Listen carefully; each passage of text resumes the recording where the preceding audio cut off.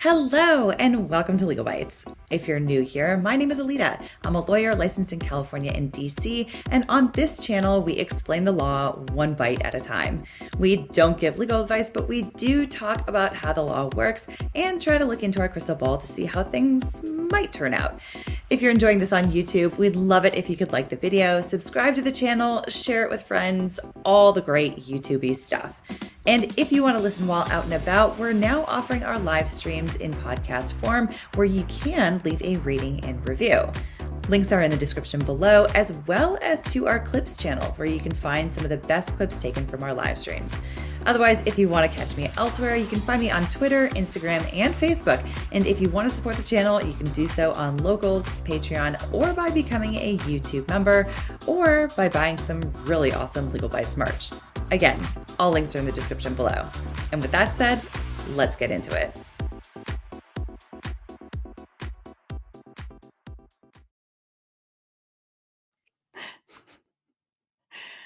I muted us for the intro, and then of course I forgot I'm already doing this brilliantly today.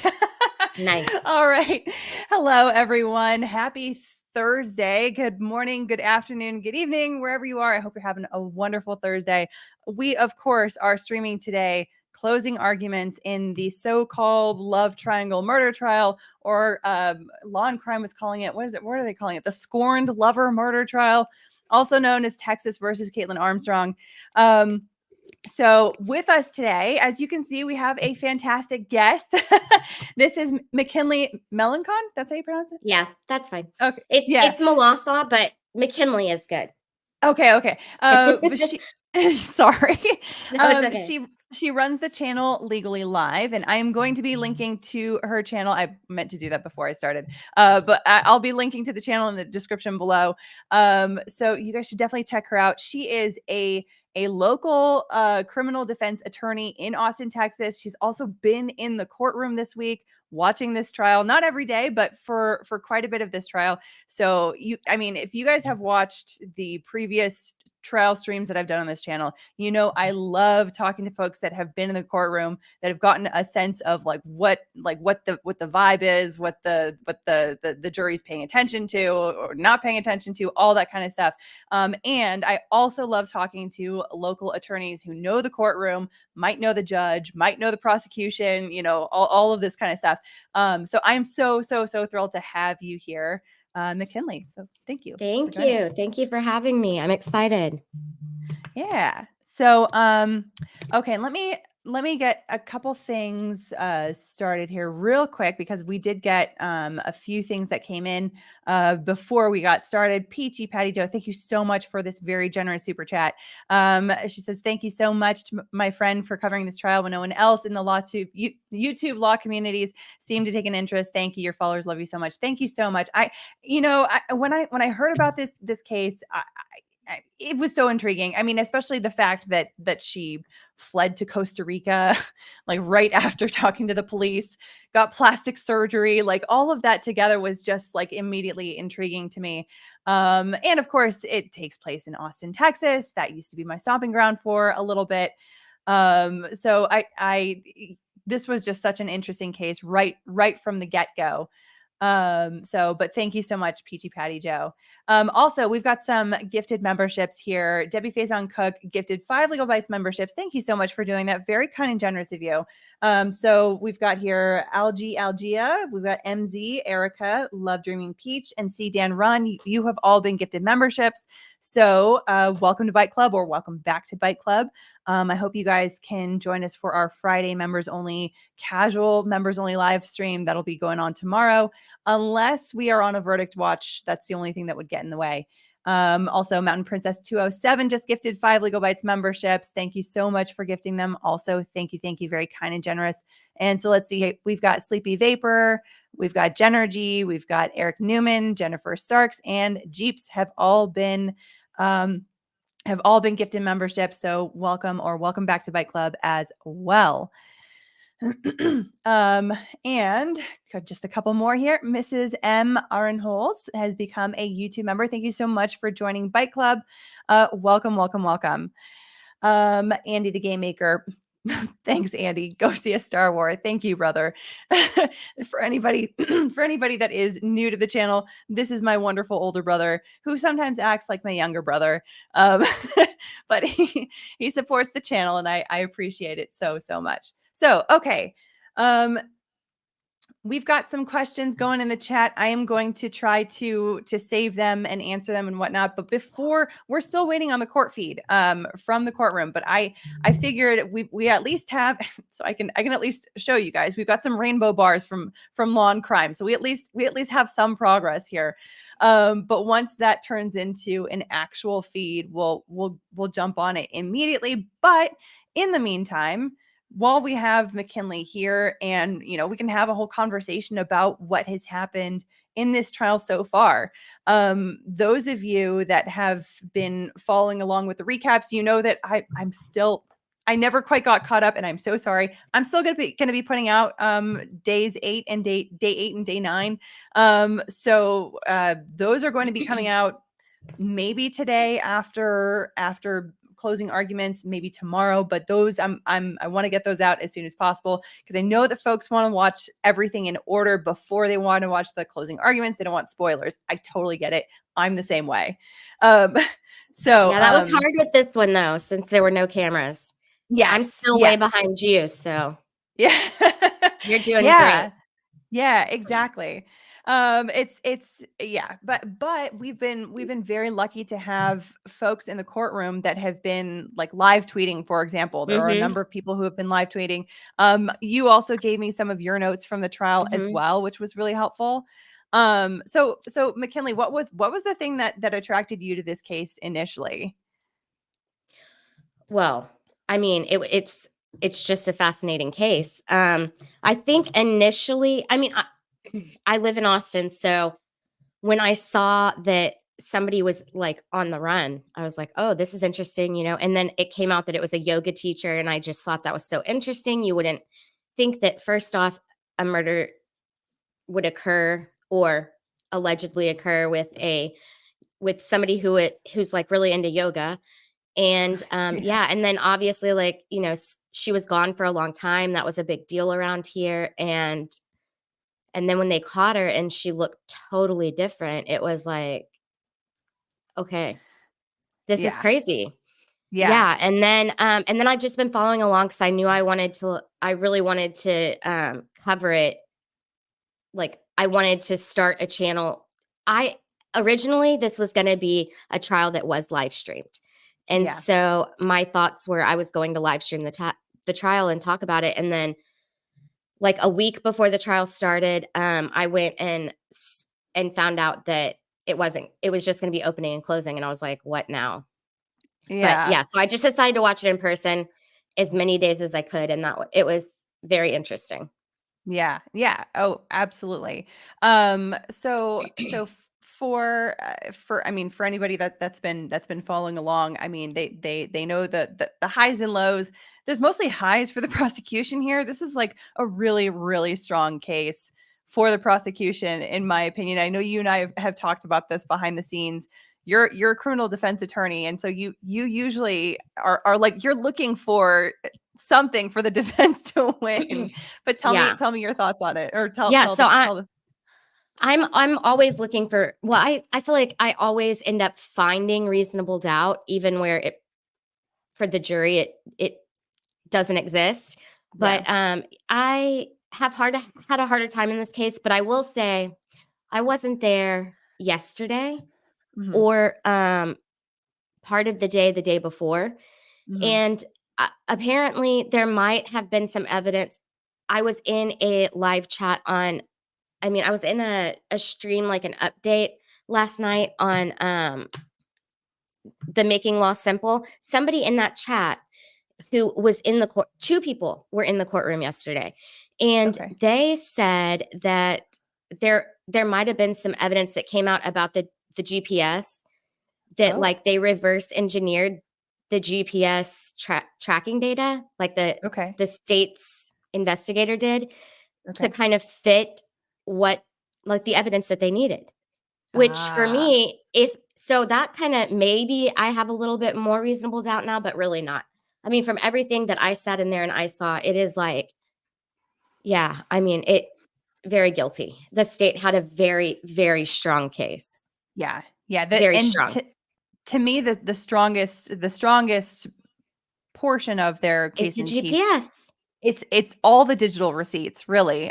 All the digital receipts. I mean, Right. everything from the GPS to the phone tracking to And the the Strava. deleted notes folder, the deleted notes folder where she had the address of the next door neighbor in a note that she deleted on May 12th, the next Or day.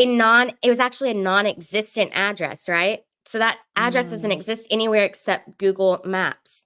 So if you Ah, look that up in Strava, like if you go on Strava and you find the starting point, and then you ah. go to Google Maps and you look it up and you click on it and tell it to tell you the address, it gives you 1704, but in reality 1704 doesn't even exist. And Oh, then so she's she got that totally in got her that from missing Strava. 100%. Oh my God. Yeah. So what do you think about what are your overall impressions of the Strava testimony? Because that was something that I think started to look a little bit wobbly Sketchy. in cross-examination. Yeah, so I think that truthfully, I think that this guy that was testifying, he's never testified before, and it was very clear that this was his first time. He was very nervous, and he he I think that the he just went whichever way the questioner was leading him, I see. basically, and so that was a problem. But I mean, I think at the end of the day, the data was the data, and I'm I still believe that they could tell and that they showed that she was looking at the map. And Mm, mhm. so that's a problem because she was looking at the map with the friend's address where Mo was staying like earlier that day. And then we see the deleted notes. So Yeah. that's Yeah, a problem. because to me, the part that was most compelling was them communicating that she was not only accessing Mo's profile, but that she was actually accessing the route and zooming in on it. So that, I mean, so long as, and that wasn't as clear to me through the I was working with, as to whether what's going on with my camera here? I don't Okay. know. No, we're good. Okay. That wasn't as clear to me, whether that was impacted by the cross-examination, or if that kind of like held its own ground, so to speak. Yeah, the only thing that was impacted by the cross examination was there was there was a spreadsheet.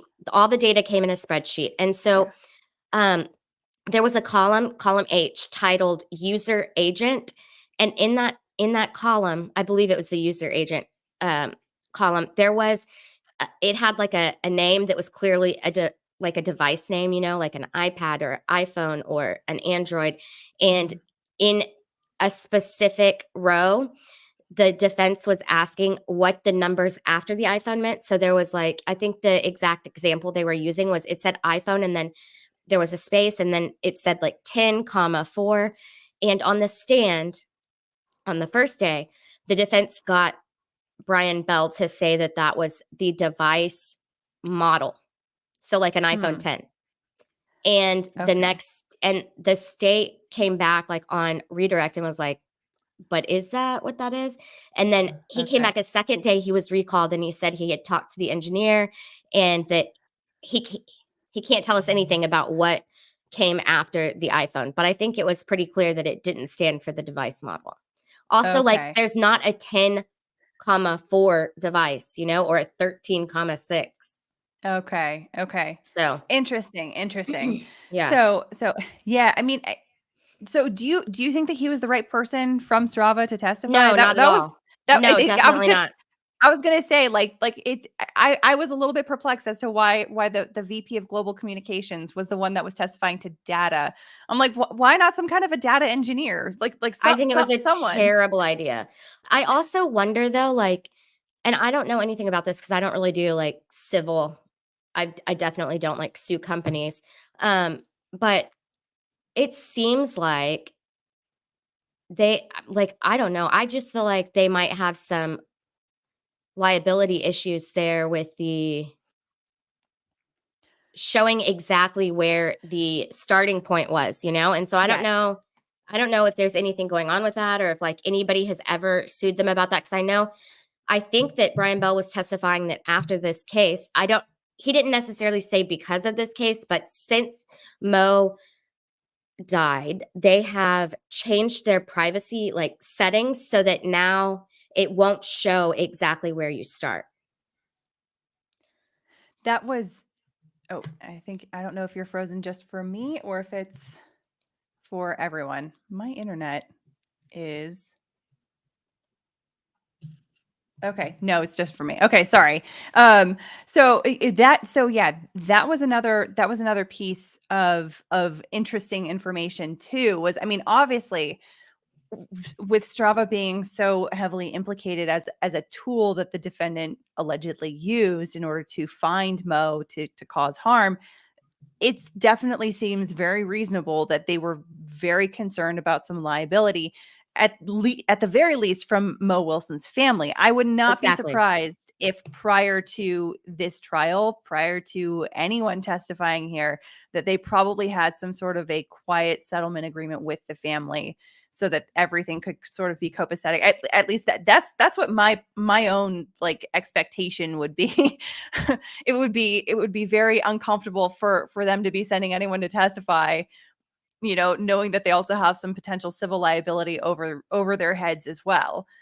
So That's why I was wondering if maybe that's why he was the person that was sent, or maybe that's why he was so awkward. But also, testify. And he did say the second day when they asked, like, because they wanted to like reiterate that it was his first time to testify and that it hadn't been intentional. I mean, it was clear it was not intentional. To me, it was yeah, clear it wasn't intentional. And he said, like, it's a lot up here. Like, he said he was really nervous. yeah. So I think it could And have just been that. yeah, yeah, no, that's definitely possible as well. That's very helpful to know that that was his first time testifying. It's always helpful to hear that from the witness, like at the beginning, Mm-hmm. like, hey, have you ever testified before? Like, how are Right. you feeling right now? If they can be like, I'm a little bit nervous. Like, Have this you is ever very. testified before? I have not actually testified, but I have read deposition transcript into the record before, Right. at trial. There was no one in the gallery. Like it was Okay. like such a small trial. So, and the funny thing is, like, I read like the deponent's name into the record, and the judge immediately was like, okay, I'm going to stop you right there. And he's like, I need you to not have any kind of like, don't add any sort of interesting inflection or anything into this. And so I was like, okay, so I need to be a robot. Great. All right, this is going to be super fun. So, other than that, there really wasn't really any, not to say that there wasn't any pressure on it, Yeah, but but it's not like nothing. An outcome is not like dependent on you, yeah. what your testimony is about to be. So I have testified before, twice. I think, like, once in a murder trial where I ended up becoming a witness when I was a when I was a like an attorney, and then one time during a recusal hearing. And the recusal hearing was like a lot longer. I was on the stand and I was being represented and asked a lot of questions by both sides. And it was so terrifying. I felt so Yeah. bad for my clients after I sat up there. I was like, this is the worst thing ever. I never want to Yeah. do this again. Yeah. Yeah. Yeah. So I totally get it. Yeah. Yeah, for sure, for sure. And especially if you're someone that really, not to say that you didn't have anything on the line. There's your professional license. There's all kinds of things that can be on the line for testifying as an attorney. But Right. like, if you're someone who's, let's say, a criminal defendant, for Oh my example. God. Oh my God. I would never, like, after I got up there and did that, I was like, there's no, like, I can never, I would never try to talk my clients into getting up there if they're on trial and testifying. Obviously they're going to look bad because, yeah, it's so nerve wracking. Yeah, yeah. But sometimes those nerves also kind of can show, and they can also make the witness a bit more human to the jury as well. They'll be a bit more empathetic. So, I mean, as uncomfortable as it is, it also can be somewhat helpful to have that living fear in you. Yeah. And I know like a jury always wants the jury always wants to hear from the defendant, but it is super tricky. Did you watch the Murdaugh trial? I got bits and pieces of it. Unfortunately, it was like right in the middle of our move last year. Okay, I think So I remember that. yeah, Yeah, yeah, it was. I think I looked at your channel to see if you were covering it, and I think you were moving, and I was like, "Oh, that stinks," because that was such a fun Yeah. trial. Oh my god. Yeah. Yeah, I totally missed out. Totally Mhm. missed out on that one. But yeah, that one was a crazy one. I know everybody was talking about it. Um, Yeah, but well, he testified obviously, and the whole time I was like driving back on a 7-hour road trip, so I was just listening to the audio like through my car, my mom and I, and we were like, "Oh, he's doing so great." Because my mom also has the same like reasonable doubt thing that I have going on. And yeah. then when I got back to like internet service and was reading all the comments that everybody else said, everybody else had a totally different take on it. So Oh kind of made wow. me, yeah, you got to be careful. Yeah, yes. Yeah, no, for sure. It's always interesting when you have an impression of how something went, and then someone else, other people will have totally different impressions. It's one of the reasons why I love talking to folks that are also not lawyers about these cases, because Oh, the totally. jury is made up of non-lawyers, so Right. so folks that are just sort of picking up the information as it's being presented and formulating an opinion on it. That's exactly what the jury does. So, it's I love talking to lawyers about it, and going through the law and going through, the way that we would analyze these things. But I also love having folks that are, like I said, that are squibs, as I like to call them, not quite muggles, but squibs, the ones that are living in the legal world, but not quite not quite law wizards. Um, but yeah, so I hadn't heard many people expecting that Kaitlin would testify, but I did see a question in the chat earlier. I didn't get a chance to save it, so I can't pull it on the screen. But a question about Christine. A lot of people were asking about that. Oh, I know you and I were talking about that. You were like, no chance in hell. no way she's testifying. The state, like, I think the state just did that to keep her. I see that Making Law Simple was in the chat and said hi, and I don't know how to like respond back. So I'm trying to say hi, but we'll see if Okay. this works. All right. um. Nope, and it didn't work. Oh Anyway, no. hi. I don't know how to tag somebody in these comments. Oh, if it's in so I always have the not just the StreamYard chat pulled up, but also the actual like live stream chat Okay. on YouTube, and that's how I usually communicate with folks, because then you can tag folks that way, or at Oh, least you can good you can point. see that you've properly tagged people. So Okay.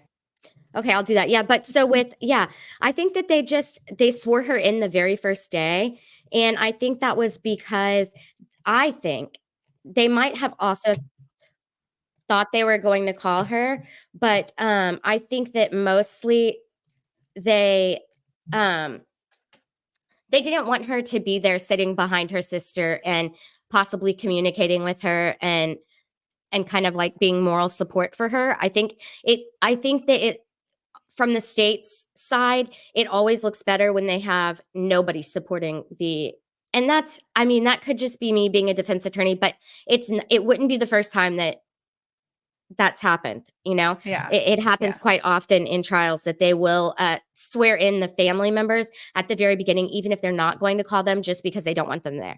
And so that might have been what they did, because until the very last witness, they kept continuing to act like they were going to call her.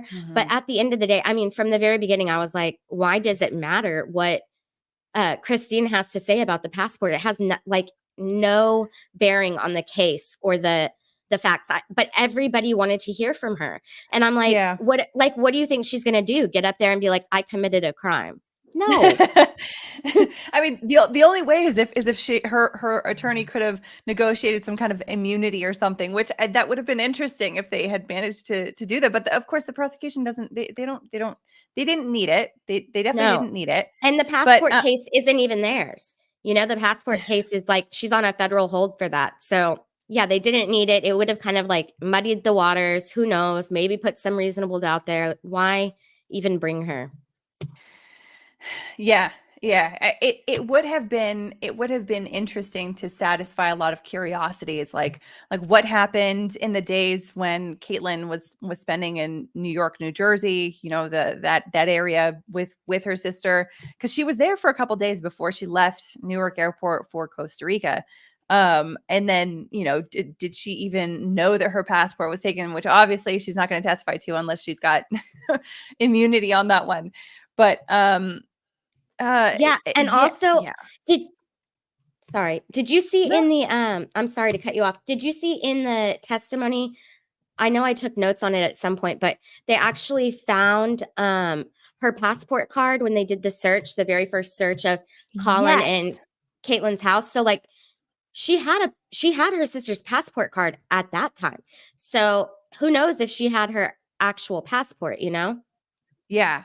Yeah, that was another really interesting point, because it's like, well, because Colin had testified that Christine had lived in Austin for a while, and so did another one of the witnesses. Actually, on day 7, that was Jill Zan or Zahn.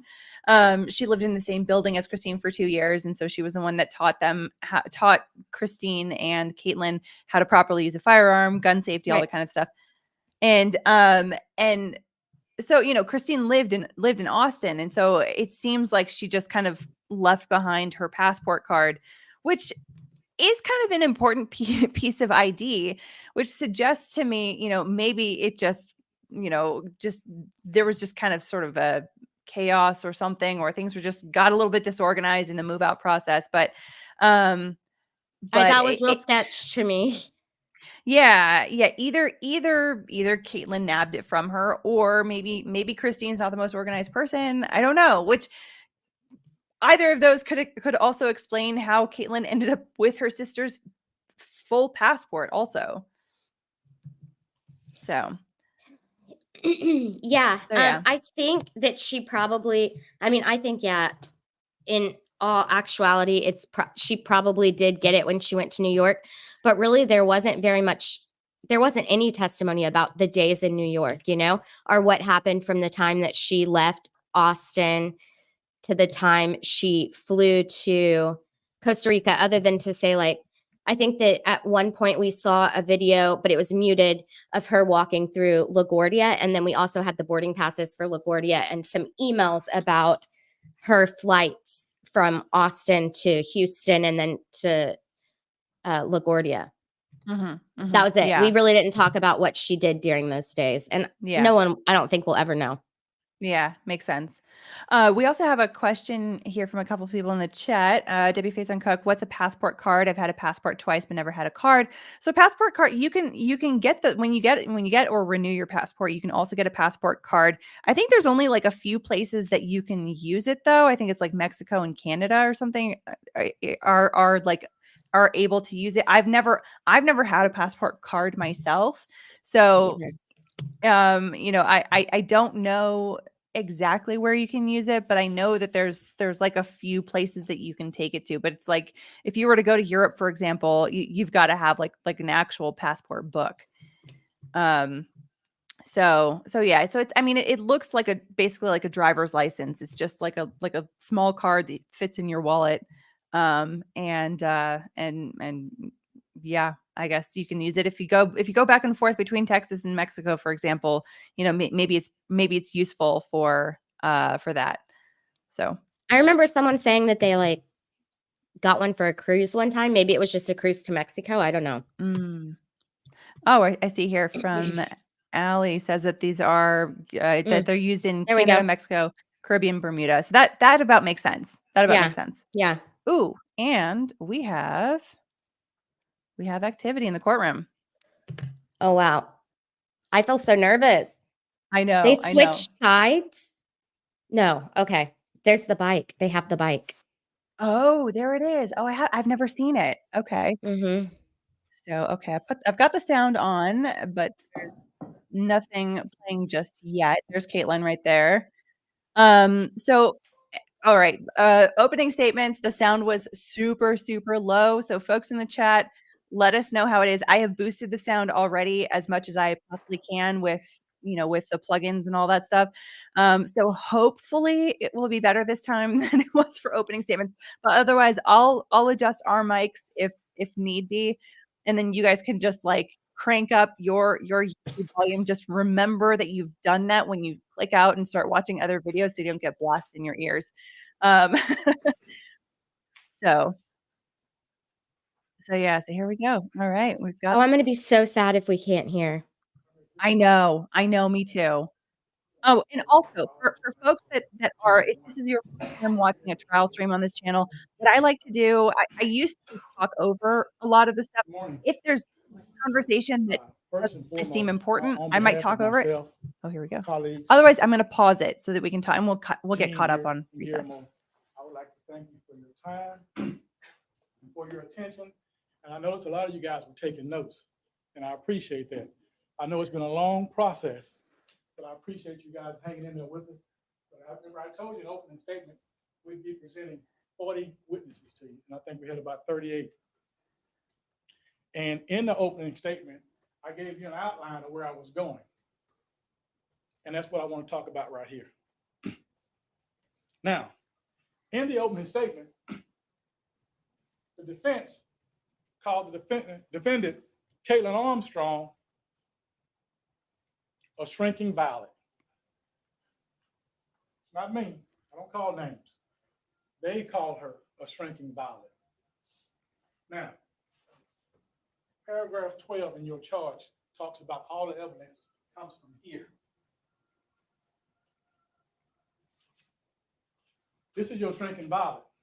This is what the evidence showed you who she really is.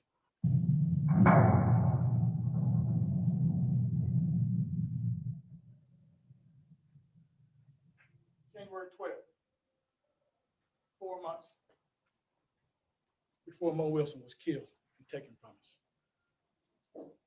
Now, I also told you in opening statements, and I used my hands, that the last thing that Mo Wilson did on this earth on May 11th, 2022 at 9:15 p.m. was scream in terror.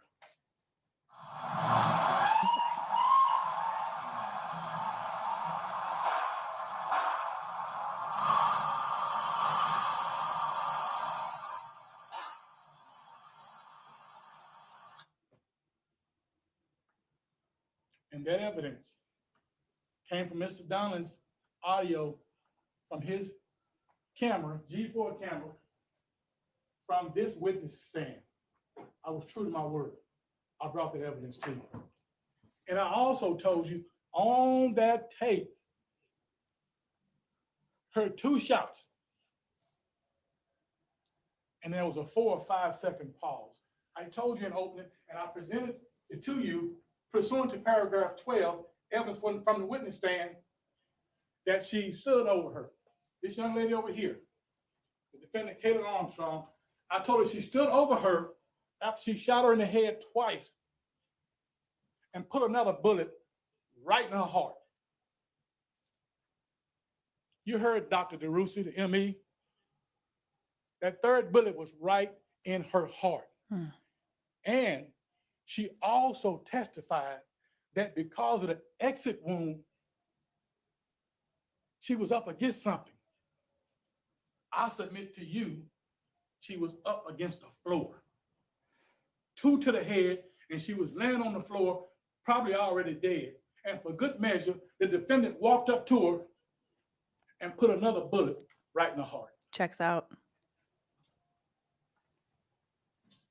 And I also told you that 19 days before this trial,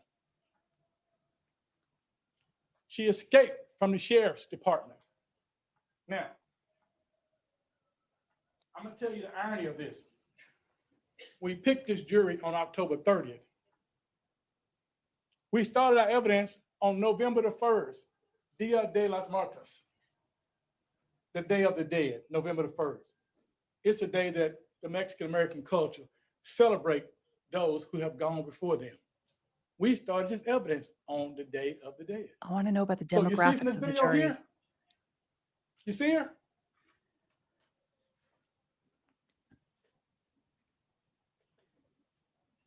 She's not just running from the sheriff's department. No, sir.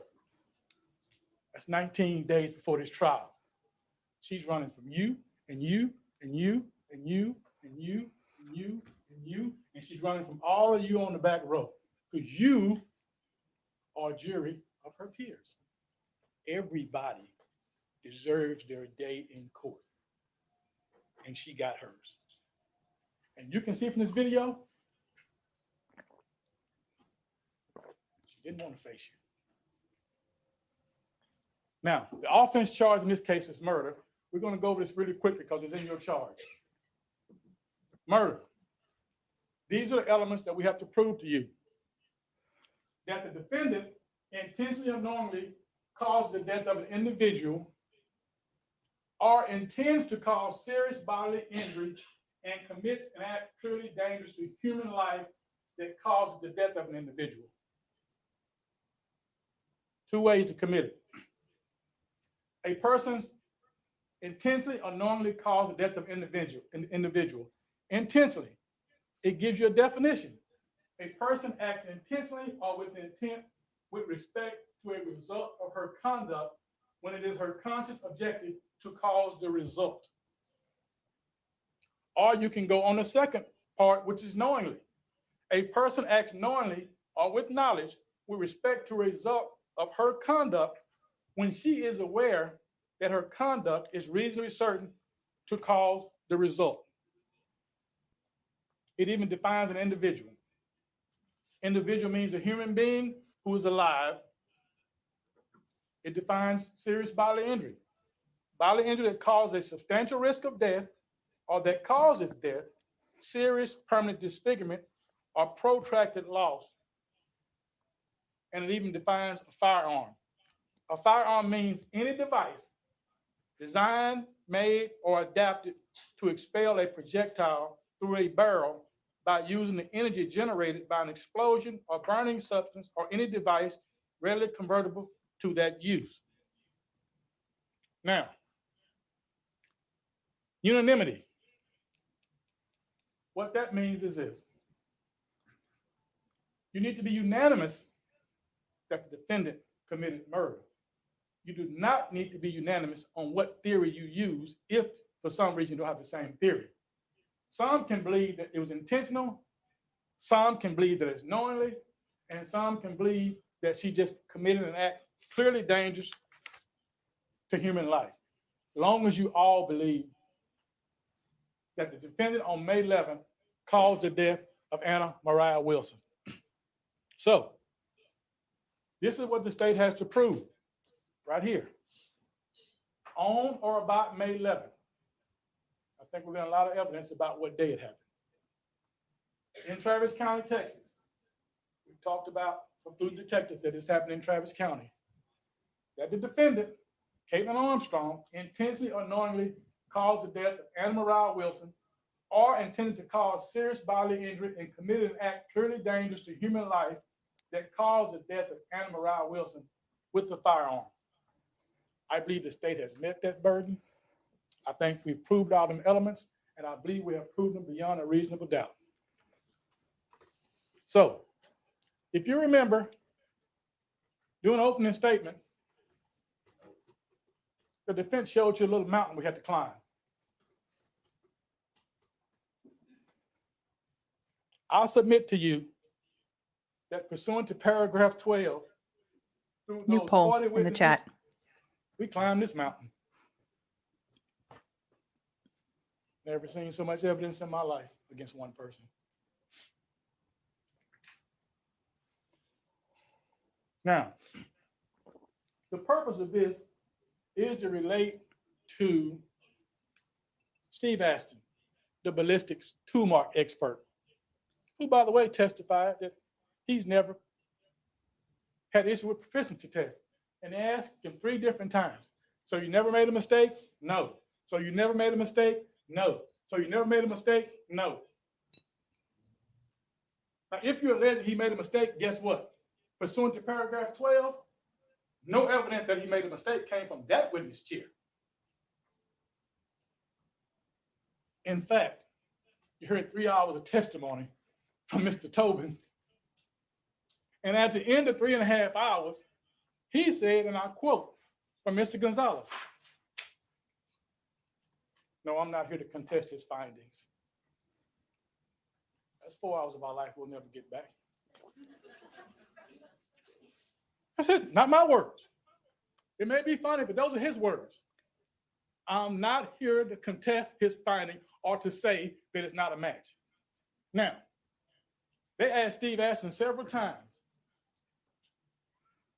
why did you not exclude all other guns in the world?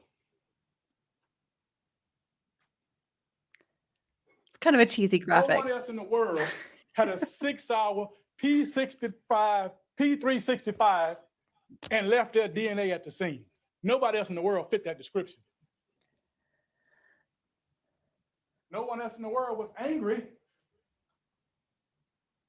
that their boyfriend was out with Mo Wilson. Just her. No one else in the world had their Jeep circling 1708B Maple for an hour before you heard that 915 shot. No one else in the world matched that description. That's what you do when you got nothing. You pick on the detective and you talk to him about where you didn't look. Not the mountain of evidence that we have. You try to distract you from that. And finally, no one else in the world left the scene of the murder in Kaitlin Armstrong's Jeep that was parked in that alley from 8:40 p.m., 2 minutes after the murder. Yeah, that video surveillance is so We damning. don't need no one else in the world to make these facts that came from that chair true. These are not my words. These are facts that came from the witness chair. No one else in the world fits this criteria. So that you check every gun in the world, that's called a rabbit hole they want you to go down. Only Kaitlin Armstrong, the defendant, fits these facts that was presented to you through that witness chair. Now, let's talk about her best friends, one of them. One of them says she's a friend, one of them says she's a best friend. She told Jacqueline Chastain about the gun a month after it was purchased. Nicole Mertz said, "I've never seen her that upset before, and that's why I remember." Never seen her that upset before. These are her friends. We called them, but they were her friends. You heard them. Don't let anybody recharacterize a relationship. Those 2 ladies got on the stands and said, we are her friends. And one of them said, she's my best friend. And we know Kaitlin called Mo Wilson to confront her about Kate. We know that from the cell phone records. Now, we don't know exactly what she said. So I'm not going to put that out there.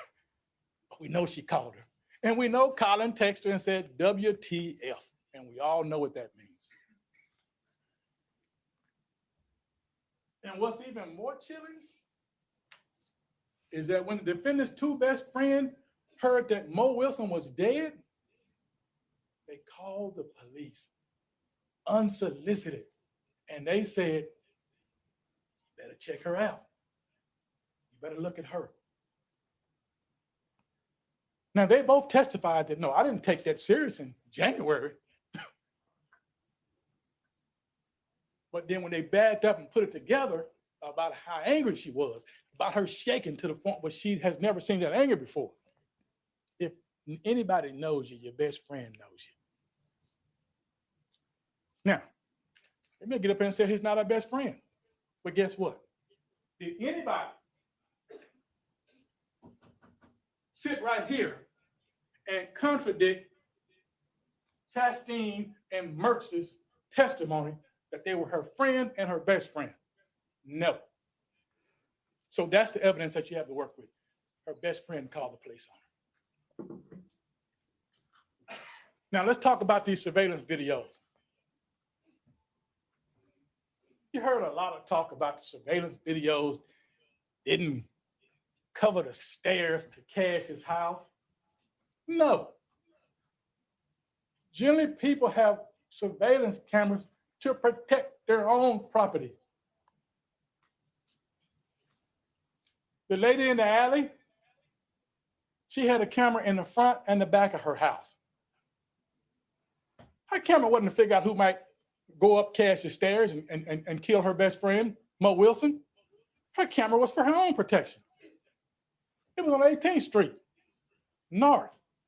And to the east, on Maple, there was a couple of cameras. And those cameras point to the front of those people's house and their porches for their protection, not in the alley.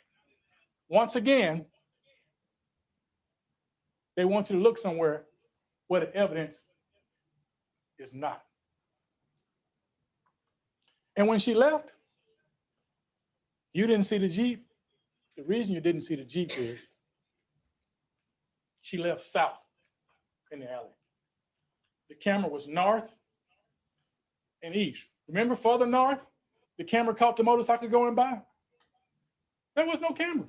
Now, I'm not suggesting that she knew that at all. I don't believe she did. Because if she did, I don't believe she'd been circling in that Jeep that whole time. But no, a camera didn't catch her leaving. The GPS, that Jeep put her there. Now, let's talk about this black Jeep. Remember initially when the 3 or 4 video people came up here? And I want you to get your mind down the middle. On the left side, all this noise I'm talking up here, they're going to be talking. On the right side, I want you to think about section 12 of your charge and what came from this witness statement. Now, initially, when those video people came about, you remember the cross-examination? Do you know how many black Jeeps in Austin? Do you know how many black Jeeps in the neighborhood? How do you know it's that black Jeep? How do you know it's a Jeep? Aren't there a lot of black SUVs? Well, the minute Daniel Portnoy comes up and takes that GPS out of her Jeep, and we see her at CarMax in her Jeep, now they switch gears to how do you know she was driving her Jeep? You see the rabbit holes they're going to try to send you down? First, it wasn't her Jeep. Then we got proof that it was her Jeep. And now she wasn't driving the Jeep. Now, I want you to look at your picture on the screen and think about one thing. At 9:17, track 100 of that Jeep, 2 minutes after that murder, just a few feet down that alley. Track 100 starts at 9:17. Now, this is not a true picture of 9:55 p.m. that night. I just wanted to show you this because you see Colin Strickland in that garage right there? That's exactly where he said he was at 9:55 p.m. or somewhere around that time when Kaitlin Armstrong, the defendant, drove up from murdering Mo Wilson in that black Jeep. The same black Jeep that from our first 10 witnesses wasn't a black Jeep, wasn't her Jeep. And then the second set of witnesses, she wasn't in the Jeep. That same black Jeep that she was not in, drove up. And like Colin testified, he was in the driveway with the garage up when she showed up at 9:55. That takes away all these phantom people. You remember all that talk about how many people went to the house for this, that, and the other? Rabbit holes.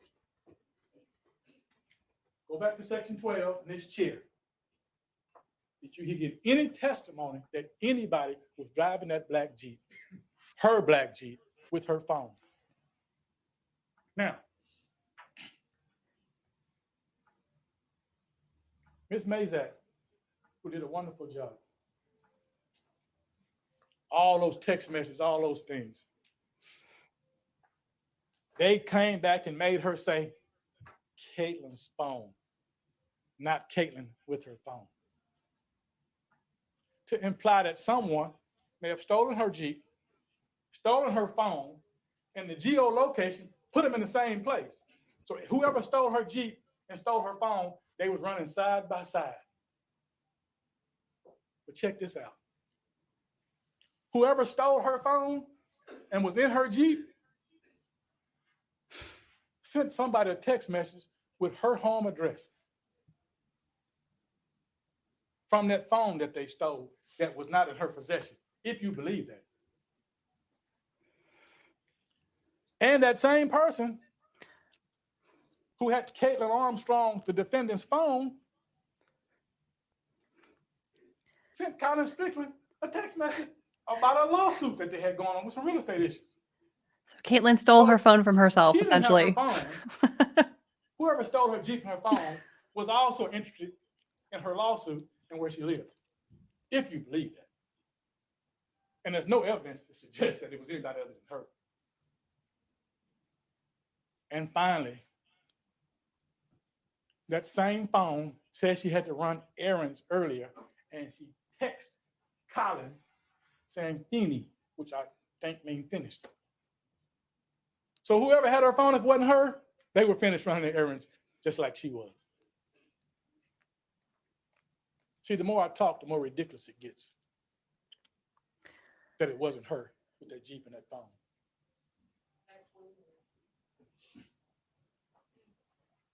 Now, they talked about Pam Mazak, that GPS, they asked her 3 or 4 times, is GPS more accurate than CDR data? She said yes. Now, remember when Portnoy was there, they kept talking about how GPS wasn't that accurate. 2 days later, Mazak get there. Now, GPS is more accurate than CDR, isn't it? We agree, it's accurate because it puts her Jeep at the scene, puts it at 8:40, has it leaving about 9:17, and has it driving up at her home at 9:50. Her Jeep, her GPS, pulled out of her car at CarMax. And the DNA on the bike puts her at the scene. Proof that Kaitlin was there when Mo Wilson was shot. Gunshots at 9:15. Jeep parked in the alley, leaves after the gunshots. Kaitlin's DNA on the bike. Shell casings that match the gun. And like Detective Ramirez said, it was personal. So she shot her in the heart if she's all on the ground based on the exit of that bullet. Now, when the defense expert got up there, he said 3 times, and I'm like, whoa. DNA tells us who was there. I agree. That's their expert, not ours. Our expert was more cautious talking about the ratios. He said DNA tells us who was there. And I agree. She was there. We'll go to this evidence real quickly. The video evidence shows us that Kaitlin was circling 1708 maybe about an hour. Shows us her Jeep in the alley 1 minute before Mo unlocked the door. Cell phone corroborates the GPS. Has all those personal messages. DNA evidence, Dr. Caliphate talks about tertiary and quaternary or whatever that 4th level is transfer, never seen it. And the evidence from Samantha Perkins that it's 224 billion times more likely that the DNA included Kaitlin Armstrong as opposed to somebody else. Now, you've heard a lot of testimony about that 3rd profile. Could have been anybody. Could have been a mechanic. Could have been an airport person. It could have been anybody's DNA. So don't let them go down that rabbit hole, and that's the real killer, some kind of grassy knoll theory, because you know what that doesn't explain? That 3rd person DNA? It doesn't explain Kaitlin Armstrong's DNA on that bike. That's what it doesn't, unless she took somebody with her. So don't go down the rabbit hole, because there's no evidence that any third person did that, and look at all the other evidence and just use your common sense. Steve Aston, very confident that Kaitlin Armstrong 6 Sauer P365 is the gun that killed Mo Wilson. And the GPS has her circling for an hour before, tracks her the whole time. Undisputed from the witness stand. I talked about this. You didn't see her exit route because she went a different way than where the cameras was.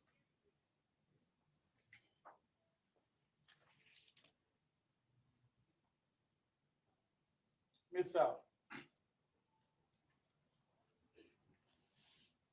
This is a race that she had just won, one of her recent races. Mo Wilson is a 25-year-old prodigy. Everybody in the cycling community that testified kind of shook their head about how good she was, and she was new at it. A prodigy. Taken from Matt and Mr. and Miss Wilson at the age of 25.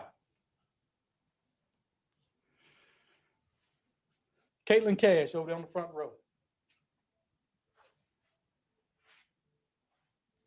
When I talked to her, call me Cash. Kaitlin killed my friend. That's why we call her Cash. Kaitlin with a C. Poor thing don't even like her own name anymore. He's so good.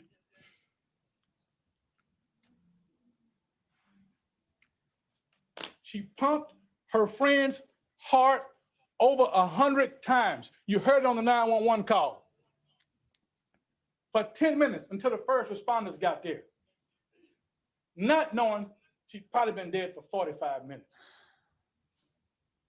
Then she runs to Costa Rica, had plastic surgery, on the beach teaching yoga while the Wilsons are trying to pick up the pieces.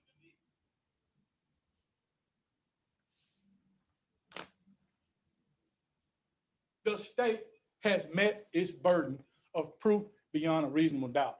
I think we climbed past that mountain and climbed Mount Everest. Overwhelming. Now, they're about to get up here and send you down a bunch of rabbit holes.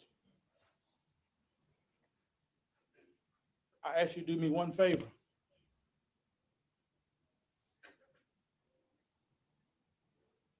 The tools of a prodigy. She's about to set the world on fire. So don't do me a favor. Do Mo Wilson a favor. And I got one last thing to say to you. Get your notepad. Write a line down the middle of it. If you don't have a notepad, use a notepad in your brain. And when they get up here, do something for me, but do it for Mo. When they say something and singing out a rabbit hole, write it on the left side. If it's proven from the evidence chair, pursuant to paragraph 12 of your charge, write it on the right side of your paper. And we've been here a long time, but we ain't got to stay much longer, because when you get to the back, I submit you that when you separate the left side of the paper from the right side of the paper, it's going to be blank, and we can get out here pretty quickly and find her guilty of shooting Mo Wilson in the heart and in the head and taking away this prodigy at the age of 25.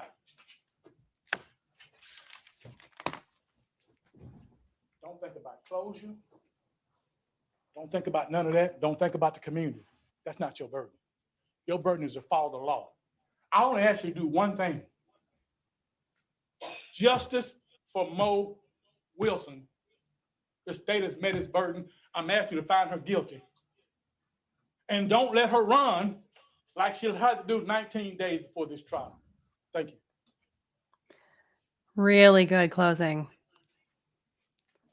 Really good, strong closing. Yes. Now, will he object? Oh, Kofer's going to do closing? No way. Okay, yeah. So we didn't see him because the Puryear was the one who did Right. the opening. Right. So this is our Interesting first time choice. getting to see him. Which of the two do you think is like the stronger attorney on the team? The state Uh, bears the burden. Courier, And Okay. so the district attorney speaks first maybe. in opening and closing argument, and then they speak last. My name is Mr. Kofer. It's been a privilege to represent Kaitlin Armstrong. He sounds I'll visit with nervous. you a little bit, and then my colleague, Mr. This is like Berger. his second closing ever, I When we think. sit down, Mr. Gonzalez will have the And the opportunity last one was a to misdemeanor. speak with you. Oh, jeez. 1 And this one's year, televised. 4 months, and 12 days. That is how long Kaitlin Armstrong has asserted her innocence. And from day one, she asked for this trial. She asked for you to hear this case. You have all done extraordinary work. This is a difficult case. It is an emotional case. It could appear to be an easy case. For those 1 year, 4 months, and 12 days, Kaitlin Armstrong has been trapped in a nightmare of circumstantial evidence. How do you go about disproving a negative? The government has presented you the government's case to meet the government's burden. There is a lot of sizzle. There's not much stake. It's a case based on assumptions. It's based on confirmation bias and a lack of direct evidence. Let us talk about the case against Kaitlin Armstrong. It starts with jealousy. Jealousy is suspicion of someone's unfaithfulness in a relationship. And jealousy is a type of insecurity. We know that Colin Strickland fostered insecurity, and he has become the new poster child for Peter Pan syndrome in Austin, Texas. So what is the evidence that Kaitlin Armstrong is a jealous psycho? Colin was not honest with Kaitlin about his special friend in Colorado. And Kaitlin allegedly sent him a photograph of that friend. The implication being, number one, perhaps she had been looking at his phone, and number two, that she's crazy and jealous because when he was sneaking off to Colorado to meet up with the person sending him inappropriate photographs, she had the temerity to not like it. Kaitlin called Moriah Wilson once in October 2021.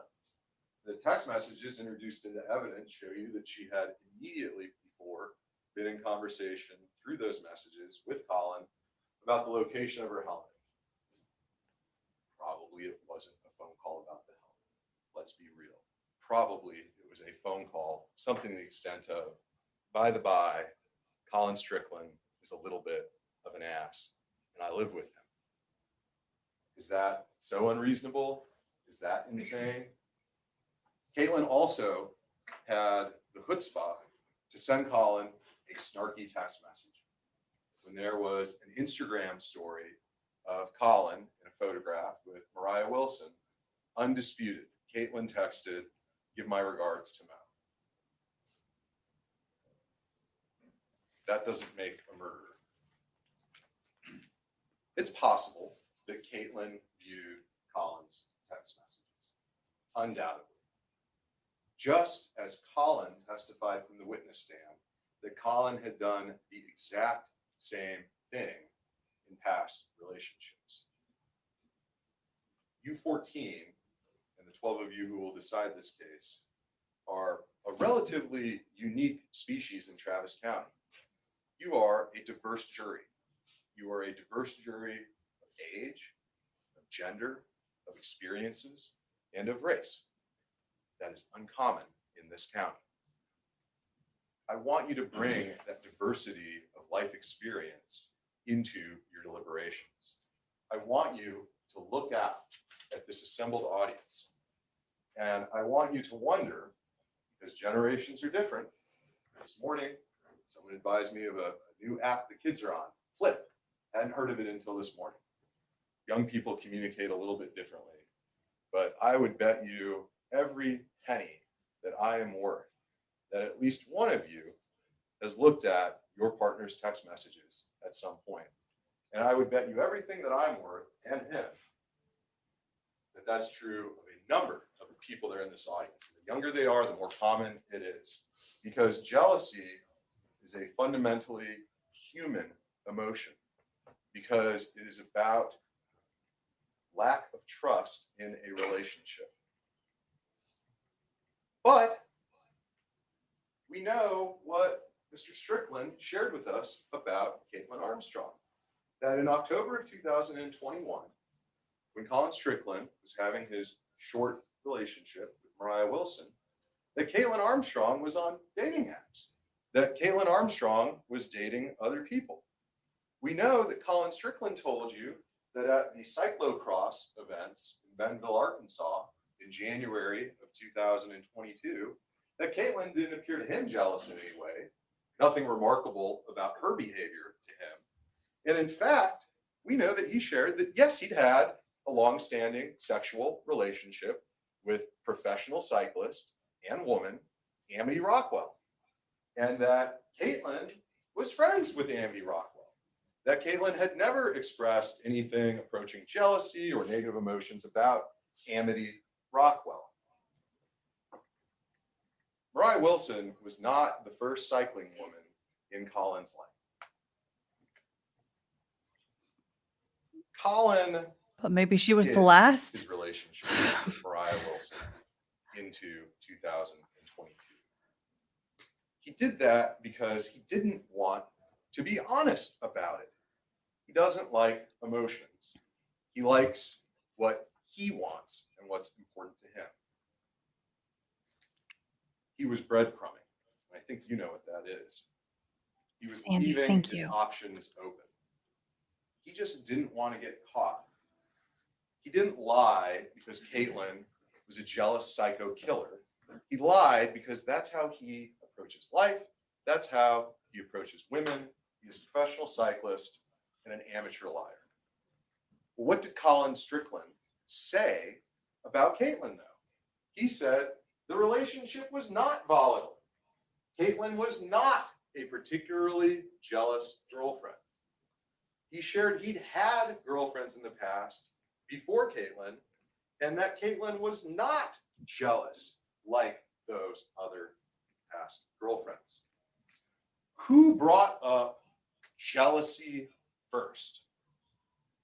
Austin Police Department Detective Richard Spittler. On May 12th, mere 12 hours after the murder of Moriah Wilson, when Detective Spittler interviewed Colin Strickland, who first said that J word, Richard Spittler, because it was a great theory. And what a convenient narrative. What a wonderful and easy way to paint a woman and to tell a story. The woman scorned. Whether the facts met the narrative or not, it's a great story. The truth of the matter is that Kaitlin's emotions and her actions were normal and routine and human. But she had to be portrayed as a jealous psycho to create the motive. The problem, however, in Colin and Kaitlin's relationship was not Moriah Wilson. The problem was always Colin Strickland. However, Colin's behavior does not make sense. Colin changed Moriah Wilson's name in his phone on May 11th. Colin deleted his text exchange with Moriah Wilson on May 11th. What was different about May 11th? Why did he do that on May 11th? He felt he needed an alibi. Why that day? Jealousy. But what about the black Jeep? You know exactly where and exactly when that Jeep traveled. there is not a doubt that Kaitlin's cell phone was on her person between about 5:30 p.m. and at least 7:30 p.m. on May 11th.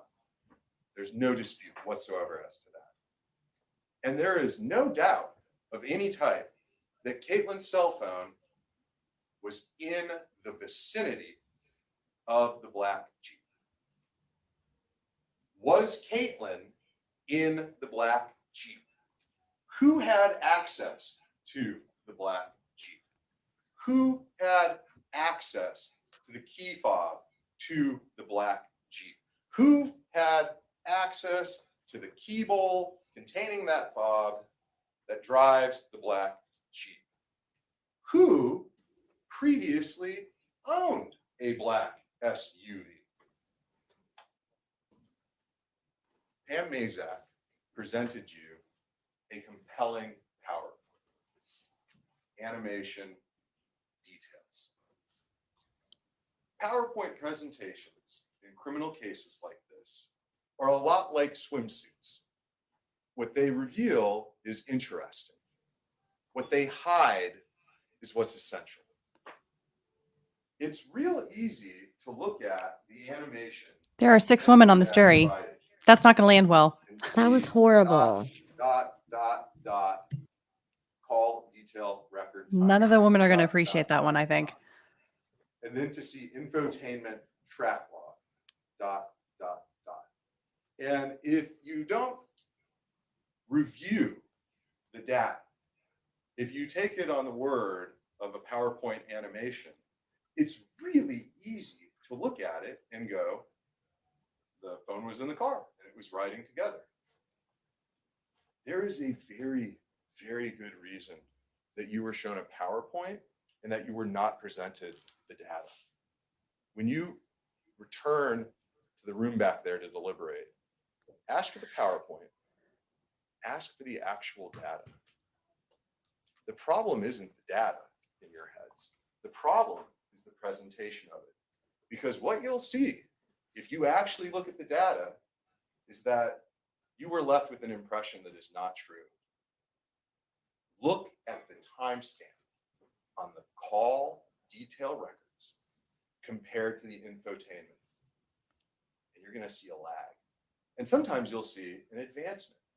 And what you'll see is that while it is undisputed that the phone was in the vicinity of the black Jeep, you'll see that there is zero conclusive evidence that phone actually was in the black Jeep.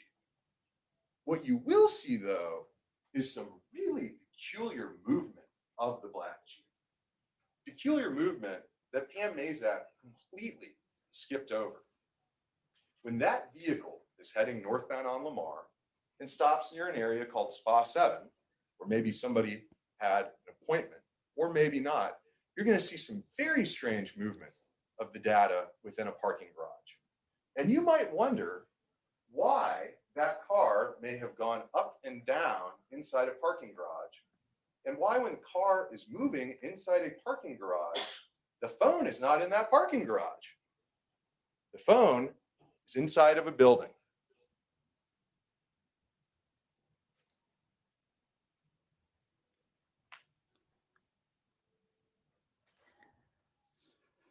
What about all those other vehicles?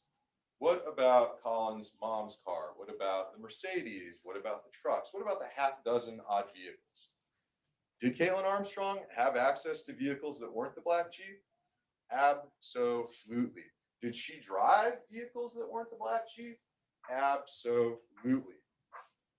Is there any evidence showing that she did that night? Colin said, I saw her get out of the black Jeep. But that's not what he said. The first time he testified in front of you, a few weeks ago, it was a Friday, he said that's what I believe. He was real hesitant. He wasn't rock solid. Then he had a weekend to think. And he came back and he continued to testify in front of you on Monday. And somehow his memory and recollection of every detail in this case had become fuzzier between Friday and Monday over the weekend. except for his opinion about seeing Kaitlin come out of a black Jeep. And when he sat on the witness stand and testified yesterday, somehow all of his recollections had become even fuzzier still, except that he claimed he saw Kaitlin Armstrong come out of a black Jeep. How amazing that the one fact that he seemed to remember with greater clarity over time was the single fact that drew attention away from him and pointed the finger at Kaitlin Armstrong. We're to believe this, that that's what he said, that that's what he actually saw. From Colin. Colin, with his marked lack of interest in Kaitlin's life. Colin, who on May 12th said that Kaitlin had arrived home mere moments after he texted her at 9:21 p.m., 6 minutes after the killing of Moriah Wilson. Colin, who couldn't recall a single detail about Kaitlin's behavior that night. That does not make sense. And Colin may have had other reasons for saying what he did. Remember, Richard Spittler did not believe that Colin was truthful and forthcoming. What about those guns? Colin bought those guns. Colin told her to train with the gun. And she did, once. And she was totally normal. I asked the witness, Jill, did Kaitlin seem all murdery? No. Now the prosecution led with What does it mean to video seem of her murdery? at the gun range. Raise your hand in the audience. He literally You've ever asked been to a that gun range too. or ever held a Oh firearm. my Did you God. kill anyone? It's emotional. It's compelling. But that's a rabbit hole. That's a smokescreen. But what's peculiar is that Colin sat up here on the witness stand and said, oh yeah, no, that cable lock for the gun, yeah, that was mine. I have no idea where the second cable lock came from. He had no problem admitting that he owned a cable lock before buying guns. He had no problem admitting that he owned a red cable lock on a Smith & Wesson, which appears unaffiliated with this case.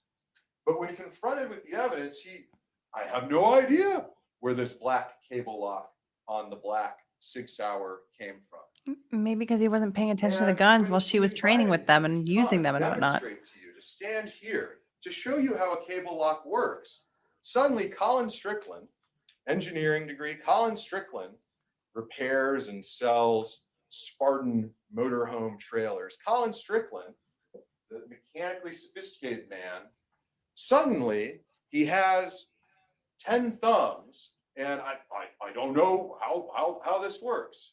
Bullshit. He wasn't straight with you. He knew exactly what that cable lock was. And he knows exactly how it works. And the reason that he was blowing smoke to you is because he did not want you to see that the usage of a cable lock is no easy feat. To wrap the slide, to eject the magazine, to then replace it. And so Colin wanted to leave you with the impression, oh, I don't know. The black, I have no idea. The thing from the murder, I don't know. And yet somehow Kaitlin Armstrong, who appears at best, had in her life held a gun one time, somehow knew to use, to remove and then reattach a cable lock. When you heard from Jill from the witness stand, Kaitlin didn't have any experience with that. When they went to the gun range at Colin's direction, there was no cable lock. How did the cable lock get on the gun? Colin says he didn't do it. We know Kaitlin didn't do it because Jill said so. That does not make sense. But Rick, what about the DNA, Rick? Kaitlin cannot be excluded as a potential contributor to a DNA swab for Moriah Wilson's bike, period, full stop. A swab from the handlebars and from the seat of that bike. I am no DNA expert. None of y'all are either. We heard from several of them. I don't know. I know that there's transfer DNA. I know that there can be lab contamination. I know that there was a lot of conversation about helmets and who wore what helmet and when they wore it, and if you know who wore the helmet when and this and that, or did Colin put on a black motorcycle jacket as he discussed with Richard Spittler on the way from Kaitlin Cash's apartment to Deep Eddy and Poolberger? Would that black jacket have his DNA? And then if Moriah with Kaitlin and I don't know. You will make of that what you will. But the upshot is this. There are two realities. Schrodinger's cat. Either Kaitlin Armstrong was there, and that's why there's DNA that was found on that bike, or at least that she cannot be excluded, blah, blah, blah. Or a person wearing gloves had their hands on a driving steering wheel that had Kaitlin's DNA. Or Moriah Wilson had touched the same bike, or the same helmet, or the black jacket. I don't know. But I do know one thing. Every person that handled this bike handled it in the same way. It was arm day at the gym this morning, and this is still really easy because this is how you pick up this bike. But what the government and the police would like you to believe is that after a brutal slaying, that the way, and see how this tire is arranged, that the way then, Kaitlin Armstrong would have, I guess, wanted to hold the bike like this. That does not make sense. Everyone held it this way. And what's astounding, and this is what you heard from the APD expert. That seems like a more natural here, way to move it. On this portion of the bike frame, this was the area not swabbed for DNA. Why not? It was more appropriate for latent prints. Could you have swabbed for DNA? Absolutely. Why didn't you? It was more appropriate for latent prints. No DNA here, but why would anyone?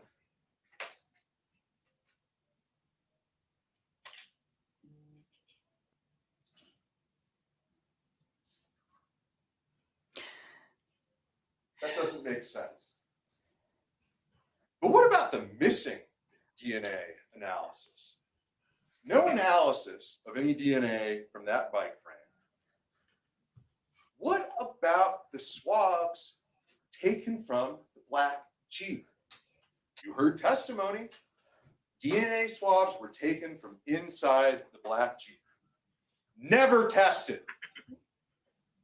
Why? Why not? Why leave it to chance? What if it had shown yet another unknown profile? How inconvenient. We do know, as a fact, unknown DNA profile on the seat, unknown DNA profile on these handlebars, unknown DNA profile on the gun. That does not make sense. Austin American Statesman got it right. There's mystery DNA. And there's one more source of DNA that was never tested. The rape kit. The truth of the matter is, Austin Police Department did not want a single piece of evidence in front of you that might point away from Kaitlin Armstrong. They didn't want any evidence that could potentially be inconsistent with their version of the case. And that's why the black swabs from the Jeep, or the DNA swabs from the black Jeep were never tested. And that's why the rape kit was never tested. Rick, what about the police interrogation? We saw her on the video for 11 minutes. She looked cold. She looked bad. She looked like a killer. Imagine that your boyfriend has just been contacted by 2 homicide detectives and told to come down to homicide. And that not but 60, 90 minutes later, additional law enforcement arrives, tactical vests, guns. You're under arrest. What am I under arrest for? Don't know, can't tell you. And then you're taken down to be interrogated, put in a room with Katie Connor, who may not be the worst homicide detective I've ever seen, but is certainly in the running. And told, oh yeah, you're under arrest on this warrant. I couldn't tell you a thing about it. I don't really know. Oh, is someone knocking? No, no one's knocking. Oh no, I think they're knocking. Kidding. Our bad. You're good to go. Hey, your boyfriend and the. What would you do? How would you respond? Don't you think you'd be a little confused? His delivery is a little bit off. Costa Rica. What are you, an idiot? Come on. She ran. She ran. Only a guilty person would run. Are you a fool, Rick Kofer? And yet you heard testimony that Kaitlin was told by the Austin Police Department, free to go, ma'am. And when she went to New York, free as a bird, just like any of the 14 of you. And when she booked that ticket for Costa Rica, when she drove to Newark Airport, when she got on a plane bound for San Jose, what did Richard Spittler tell you? That the murder warrant that he had gotten about 10:30 p.m. on May 17th, 2022, had not been entered into TCIC and CIC. At the moment she bought that ticket, at the moment she was on the way to the airport, on the moment she got there, when that plane was taken off, there was no way in the world that Kaitlin Armstrong could have had any awareness or knowledge in any way whatsoever that there was a warrant for her arrest. But we do know that Kaitlin Armstrong routinely traveled internationally. We know that she routinely traveled internationally. Did she routinely get nose jobs? Testified to that. And we know that she did it related to her yoga. Was she scared? What do you think? Do you think that she may have been concerned a little bit that her boyfriend had killed someone? Or if not that whoever killed Moriah Wilson might want to kill Kaitlin Armstrong next? Or that this might have been connected to the vandalism, the unexplained vandalism outside her house? Fear. Fear results in fight or flight. And it was flight. And she certainly was afraid, and that's a reasonable conclusion you can draw. Rick, a couple of weeks ago, she ran away. They took her to a medical appointment and she ran away. How's he gonna explain Why this? are we even here? Terrified woman. She was just going for a fun run. Fearful woman. In jail. Abused. Injured. Someone who doesn't know what they're doing. There's been no testimony about the things he's talking about now. I'm moving He can on. twist the evidence any way he wants to, but he can't try to add new evidence. Ooh. Oh boy. That's the case. Now he's been called out for lying to the jury. Isn't that what it boils down to? Did I miss any of the big points? Isn't that where we're at, that circumstantial evidence case? It's a simple case. It's an easy story. It's a beautifully simple story, but it's wrong. And it's based on assumptions of gender and of motive and a bias toward confirmation. And who got to investigate this? Richard Spittler on his first homicide. Why test a rape kit? Why would I need Colin's laptop? I looked through it. I mean, sure, I've got no background in digital forensics, but I looked through it. It seemed fine to me. Let's return it to Colin. One single solitary piece of physical evidence has been removed from this case. Colin Strickland's laptop. Why was Richard Spittler so eager to get Colin's laptop back to him? Why does Colin get treated differently than everyone else? Because he's a What minor about celebrity. Colin's iPad? Why was it never seized? Why was it never extracted? Why didn't Richard Spittler bother to contact or investigate any potential suspect until months and months after he had issued an arrest warrant for Kaitlin Armstrong? He calls Alan Lim, a putative lover of Moriah Wilson. He calls Gunnar Shaw.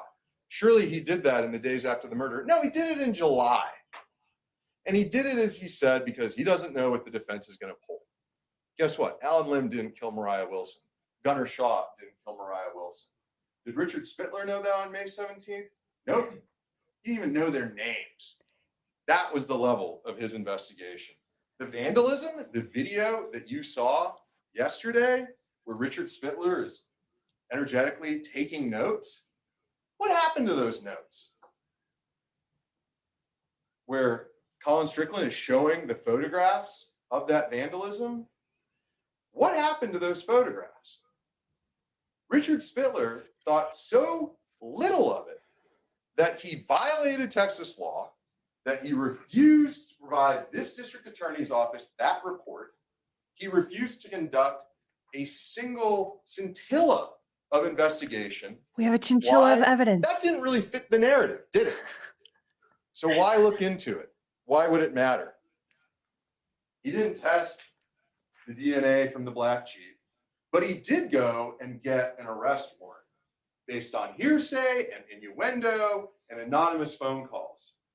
He didn't even bother to watch the 11-minute interview of Kaitlin and Katie Connor. He claimed that there was a NIBIN investigative lead when there was none. But we know one thing, he testified he knew Colin from before.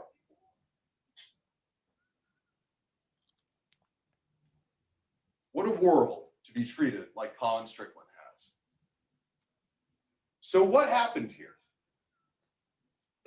Police think Kaitlin committed this crime.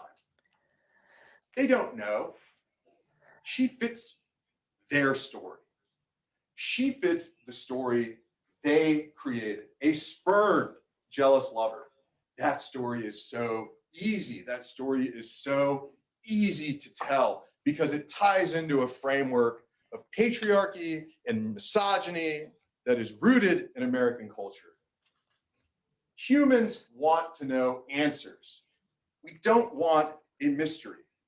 That's part of why wrongful convictions occur. Michael Morton, Greg Kelly, what exonerated them? DNA. So if Kaitlin Armstrong did not kill Moriah Wilson, who did? I don't know. Oh, that's not helpful. What a terrible answer. Give them something. A much better lawyer than me, Bill Fitzgerald, was asked that same question in the Michael Morton trial. If Michael didn't kill Christine Morton, who did? His answer, I don't know. And the reason that answer is so unsatisfying to you is because we as humans demand closure. We demand explanation. A mystery ruins it. And someone had to sit in 30 years in prison before the real killer of Christine Morton was found. And then that chapter was closed. But we do know a few things. We know what Colin Strickland actually said, that he considered Kaitlin to be an incredibly kind, caring, and sweet person, that Kaitlin had only shown absolute above and beyond examples of human compassion and thoughtfulness and care and going far out of her way to help others. Colin said Kaitlin is a mild and gentle person.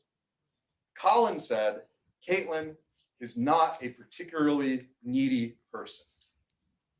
Colin said he could not imagine Kaitlin hurting anyone. Kaitlin had never done anything violent in her life, according to Colin Strickland.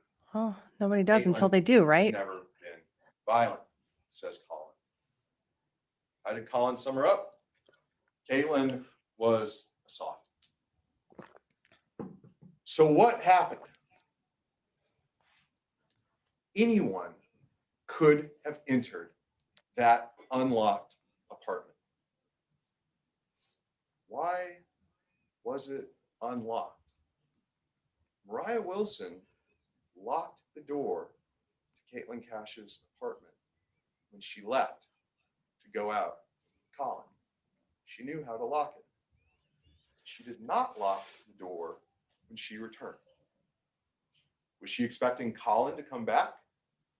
Was she expecting someone else? We will never know. Detective Spittler, Detective Connor, the Austin Police Department flubbed this case. But I guarantee you one thing. If you convict Kaitlin Armstrong and she's eventually exonerated, you'll know right now the basis of it. Untested DNA. That is inappropriate argument. That is inappropriate argument to the jury.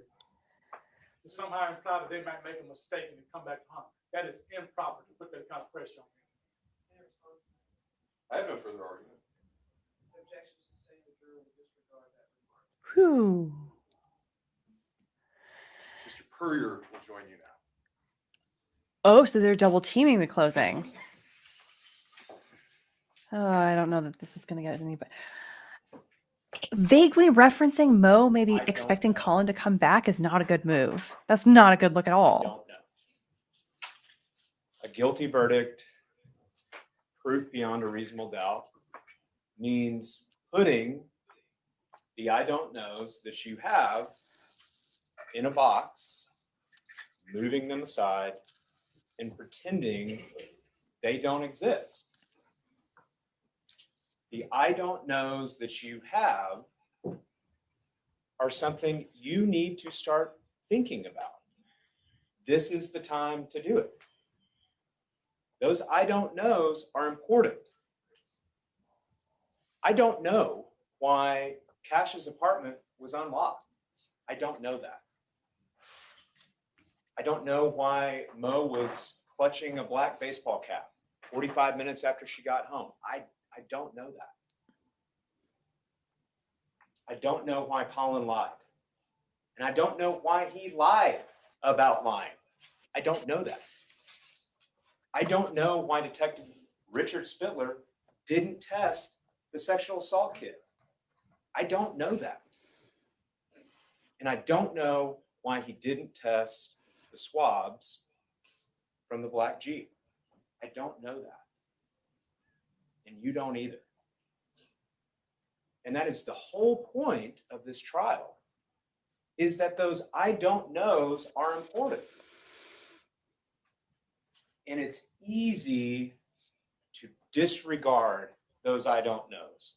It is easy to swipe those off the table, right? And just accept Detective Spittler's version of what happened, just to accept that narrative, right? That's the easy thing to do. But while jury service, the service that you're doing right now, is a privilege, it's also a duty. It's not supposed to be easy. It's not easy. It's difficult. But that's why you're here. That's why you're here, and you're here, and you're here, and you're here. Because way back, weeks ago, when we were talking in jury selection, we observed you to be thinkers. We observed you to be gripped with the courage to ask the tough questions. We observed you to be willing to set aside your basic assumptions about what it means to be accused of a criminal offense. That's why you're here. And it's not easy. It is difficult to ask those tough questions. That is difficult. To address those I don't knows. That is difficult. But that is why you're here. Let's talk about DNA. You heard from at least 3 experts about DNA, and you heard a lot of different perspectives about what DNA is, what it means. But one thing that they all agreed on is this. DNA means that a clump of cells was found in the exact spot that they were collected from. That is what DNA means. And we have a tendency to mythologize DNA, right? From what we see on TV, from what we see in the movies. We have a tendency to mythologize it, to put it on a pedestal as meaning something that it doesn't. DNA is an artifact, just plain and simple. Now, I think what you've seen, despite what Dr. Calfett told you yesterday in court, is that it doesn't confer a crystal ball on anyone.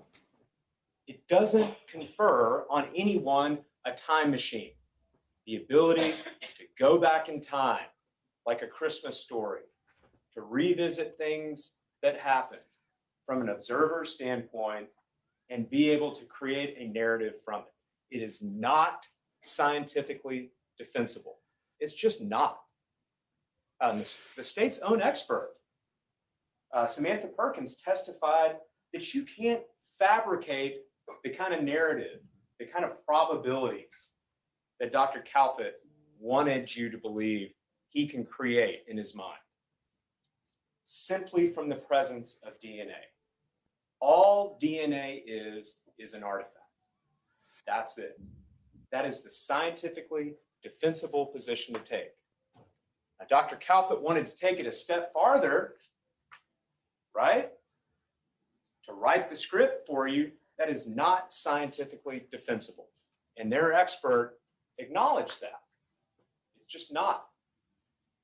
Ballistics, let's talk about that. Now, I think despite the length of the testimony, Steve Aston and Bill Tobin, I think, agree on a lot of things. There's a lot of overlap in the position that they take. Now, Bill didn't get up here and tell you that it's junk science, that it's ridiculous, that it's preposterous, and bring a bunch of conspiracy theories to you. No, he didn't take that position at all. In fact, he worked at the FBI. He worked side by side with those examiners for more than 20 years. He wasn't here to tell you that it's just junk science, that it's completely unbelievable. Quite the opposite. That's what you heard. And I'm going to disagree with the state's characterization of his answer on that last question. He didn't say, I absolutely agree with Steve Aston. I absolutely agree with his opinion. Sure. 4 hours wasted. If that was his opinion, it would have lasted 5 minutes. That wasn't his opinion. And you're smart enough to recognize that. His opinion was Steve Aston is entitled to his opinion. He's entitled to tell you what he thinks it is. He doesn't agree with it. But it's a subjective science. It differs from person to person. Of course he's entitled to his opinion. Every firearms examiner has their own opinion. It is subjective. That's the whole point. That was the whole point of his testimony.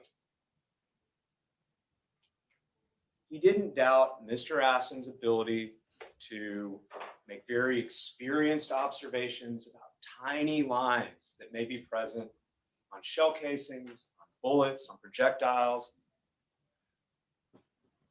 But just like their DNA expert, Dr. Calfett, Steve Aston wants to take it a step farther, to go beyond the science, right? To be able to say, this gun fired this bullet, this gun ejected this shell casing. To make it say things that it doesn't say.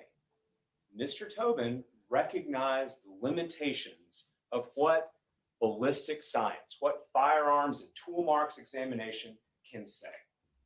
And what is that? That based on Mr. Aston's examination, it is consistent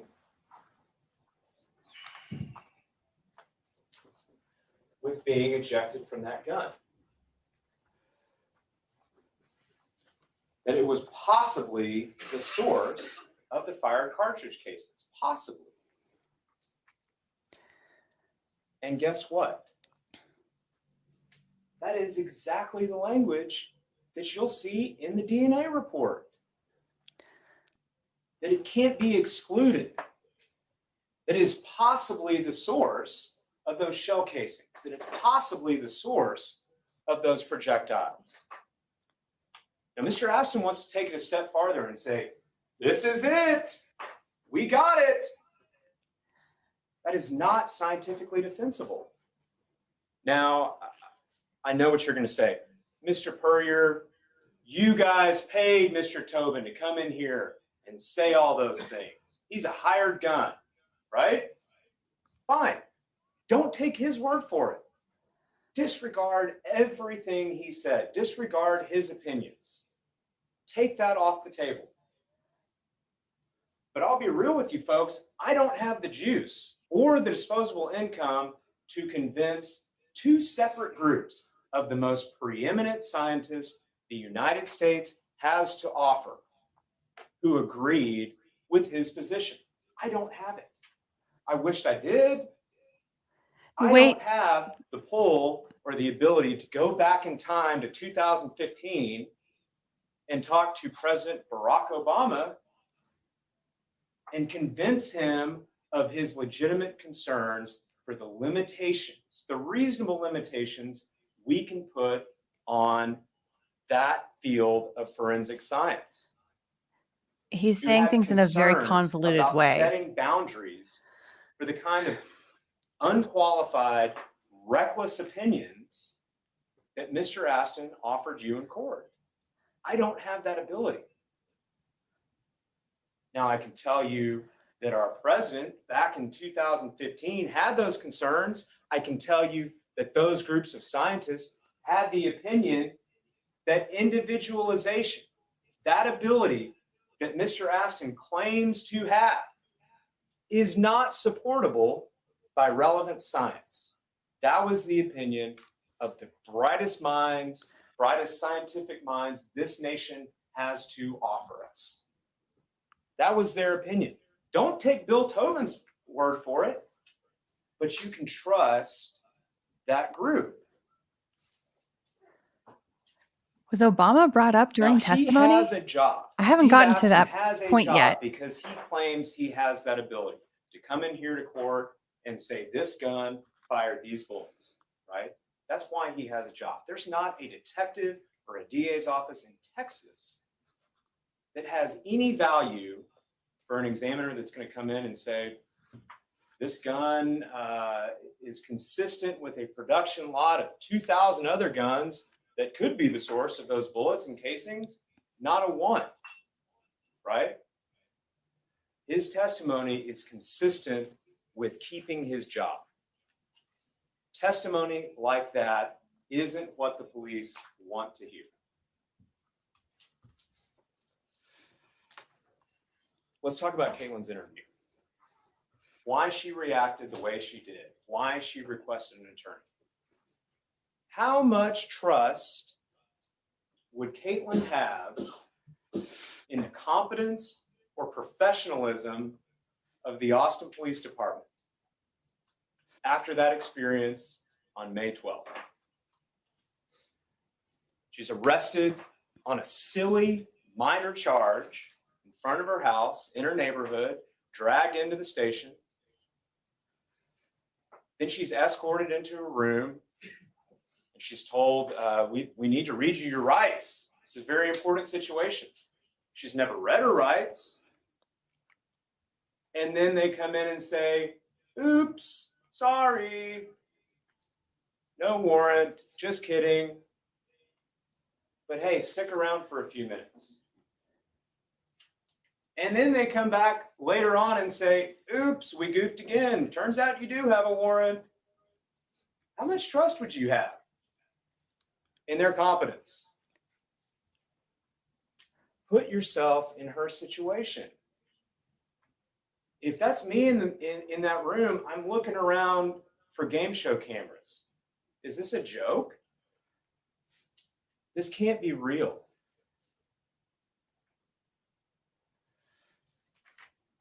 That is what you heard. But what else did Katie Connor tell you?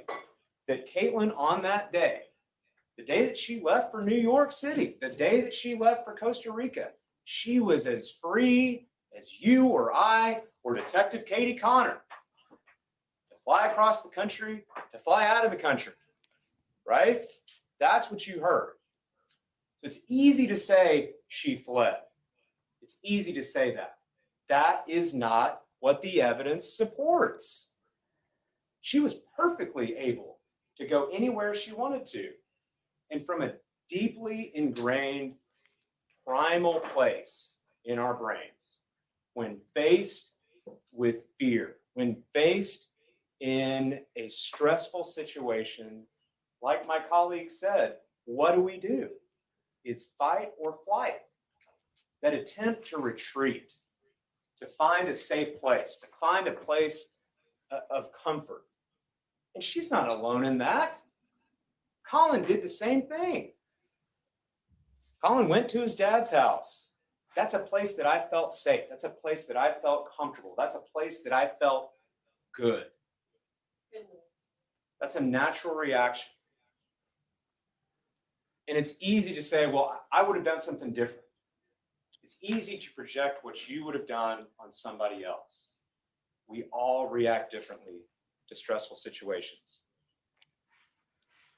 Now, I want to talk to you about some other things that we talked about. Do we believe that David Harris killed Mo Wilson? No, we don't. Of course not. The point is, there was no investigation into him at all because Detective Spittler had tunnel vision and he jumped to conclusions. When you say you don't even Now, think that the that he government did it wanted to anyway, who imply cares? that this is a red herring, a rabbit's trail, a smoke screen to ask any questions of Detective Spittler about the failures of his investigation. That you should just disregard all of those things. Excuse me, counsel. I think some of our jurors have urgent needs, so we're going to take a brief recess. Oh, Yes, Your Honor. At a time. Yes, Your Honor. no. I think there's a juror with an urgent need or something. Oh, okay. How can you hear that? I don't know. maybe it's my earbuds. I'm Yeah. not sure. You have good Um, ones. Yeah, I heard something about someone with an urgent need, and I thought she said it was a juror, but I'm not. I mean, it makes sense that I don't think she would excuse everyone for anyone else. Yeah. The urgent need was, I need to get out of this closing argument. Yeah.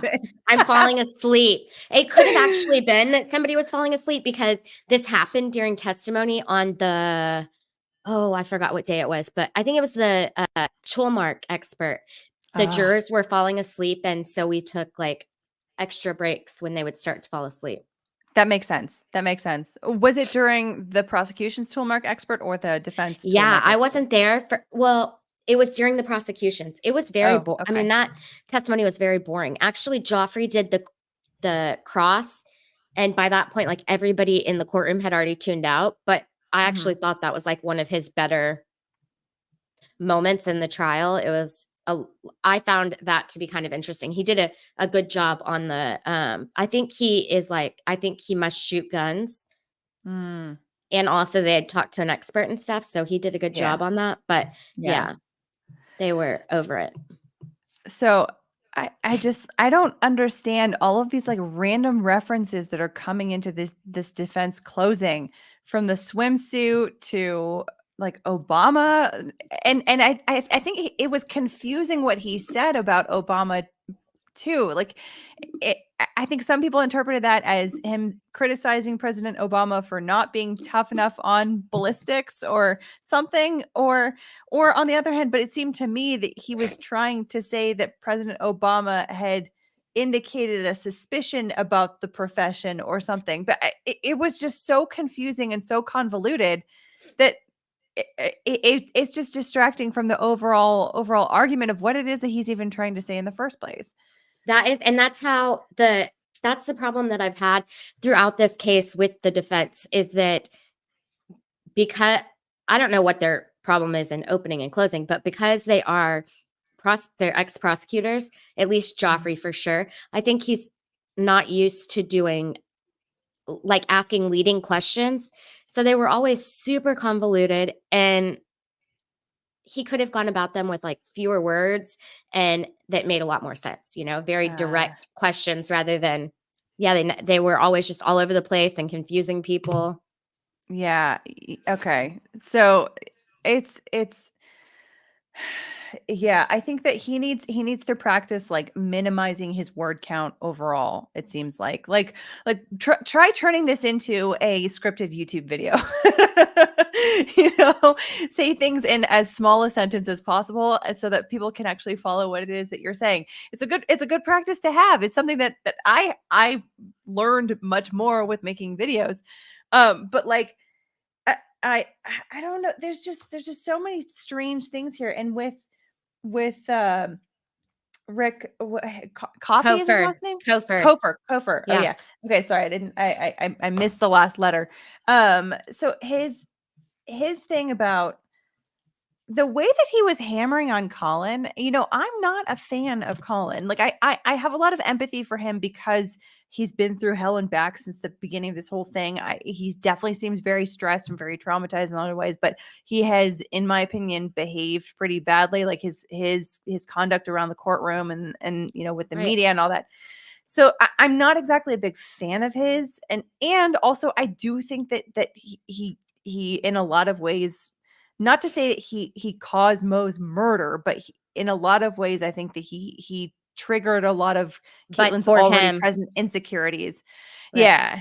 So I'm not a big fan of his, but the way that Kofor was like hounding on Colin, to me, it started to make me want to come in Colin's defense. I was like, what like how, like just the level of like how hard he was coming at him with the stuff that he was coming at him with. He could have gone after Colin and really focus on him as like a potential suspect, that like, oh, the police didn't want to investigate Colin, the police didn't want to do this and that. They totally could have focused on him much more so as a potential alternative theory for who killed Mo, but they didn't really do that in a way that felt effective to me. And No, here in the closing, it just felt very petty. I don't know. that's what I've been wondering the whole time, is like, because on, through Cross and stuff, it seems like that they were trying to create reasonable doubt through their questioning about Colin and also through their questioning of Colin. However, at the end of the day, I don't think their argument is or has ever been that it was Colin. So what is bringing that up going to do other than say, like, all you're doing is pointing out that he angered her so much that she did it. So stop Yes. bringing it up. Yes. That's it. That's exactly it. Is I feel like they had this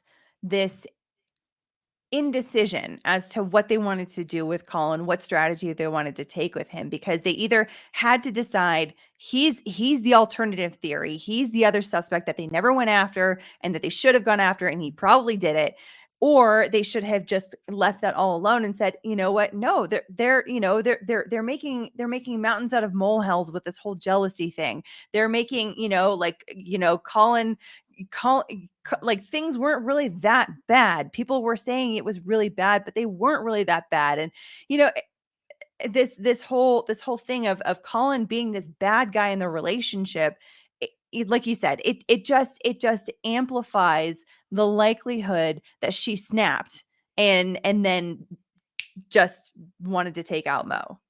Exactly.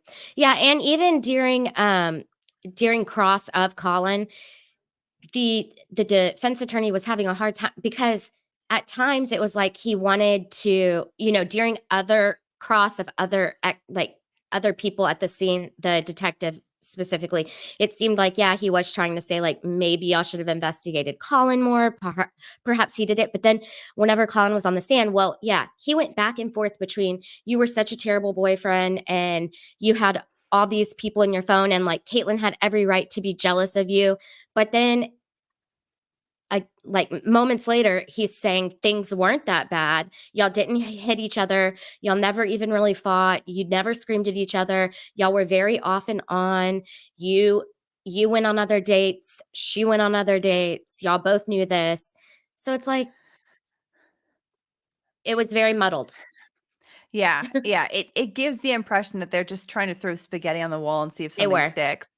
And which is, I mean, you can technically, that is something that you can do as a defense attorney, and it's not malpractice to do, for example. But in terms of like best practices, it's generally speaking the best. I mean, they even said in their closing that like people want to have some kind of closure. They want an alternative explanation. They want some other kind of theory, some other kind of framework that they can put in, because otherwise you just have a box of junk that you're asking them to be like, oh, it's a box of junk. Meanwhile, the other side is like, no, these all fit very well together, and this is how they fit together. And take a look at that. It's a beautiful picture. It's so hard to compete against that when you don't have your own theory that is combating it. Yeah, and when you don't have your own theory, I think it's best to just point out the evidence that you did really well on cross, of like bringing out that there were problems with the evidence, just hit on those key points and get out. Yes. All this talking about it and bringing two different defense attorneys in, not a good strategy, I don't think. Yeah. No, I definitely agree. There were some questions that came up during closing, and I've been saving them. So let me pull some of them up while we wait for them to come back. Let's see. World P says, question, what is the strategy to choose to have such an inexperienced closer defense attorney? Well, this was when we had the first half of the defense closing. Right. So I don't know that that's a strategy. The thing is that Rick Kofer is the lead attorney. He was the one that Kaitlin hired to handle his case. And so I guess that's a question that we would have to ask Kaitlin. Like, what was her strategy in hiring someone who had no trial experience? I don't know. I have wondered that. I'm wondering how many defense attorneys in Austin do you think would take her case? No, like knowing so many. You think so? You think Yes. so? Okay. Yes. That's fair. I mean, if she can pay, right? Yeah, if she can pay, right? But then on top of that, there are court-appointed attorneys. They also have a public defender's That's office now. But the court-appointed attorneys, most of them are also private attorneys, and they're very experienced. They have to be experienced to be on the list. And so you kind of also wonder why she didn't go with that. I don't know. It's interesting. Yeah. Interesting. Definitely interesting.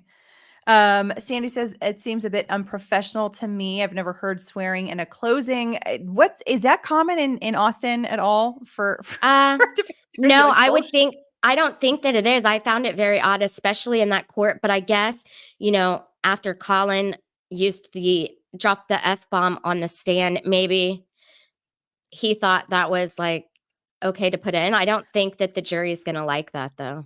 Yeah, I mean, but it's also different coming from a witness versus exactly. Juries expect an attorney to be professional, Yeah. And it was shocking when it came from Colin. Like, it was shocking to everyone in the courtroom.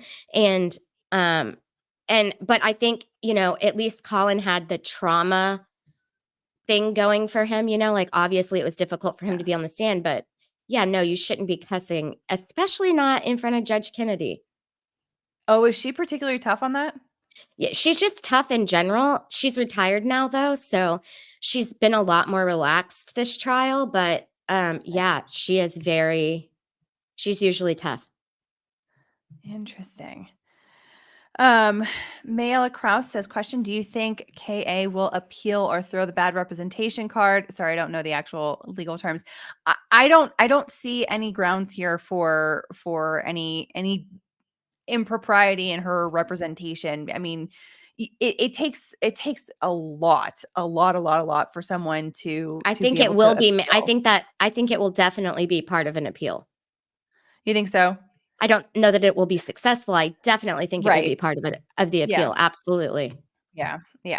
So, but yeah. The chances of it actually being successful are like, I think, slim to none. I mean, it takes some really, really big mistakes in order for that to be successful. Yeah. Let's see here. Frank says, when are we going to have the verdict? Is it the end of this closing argument stream or tomorrow? So after the closing argument, I assume they've already done the jury instructions then when we were waiting for closing arguments, right? Maybe. I mean, unless sometimes they do them after closing. Right. I hope I hope that's not the case here, because it's like you after closing arguments, you always have this feeling of like, all right, let's go, let's do it. And then you have this like long like let down as they're going through although the jury instructions here are probably going to be fairly quick. But anyway, as soon as the jury instructions and the closing arguments are done, the jury, depending on the time here, it's early, so they're going to go right into deliberations, and it's going to take as long as it needs to take. It could take 30 minutes. It could take, several days. I don't think it'll take several days. I think it'll be fast. I would assume it's going to be fast. Yeah, But you never know. so too. Yeah. So let's see here. Andriel Hills, it says, is scintilla a legal term? Where did it come from? I heard it in the Maya trial. Yeah. So scintilla of evidence is like, basically it's referencing like a tiny bit of evidence. This usually comes up. Oh, okay. Let's see here. We've got movement in the courtroom. Okay. They're all right. So they're not quite ready yet, but they're there. So I'll leave it up on the screen. So scintilla of evidence is basically when, like there is enough to proceed essentially.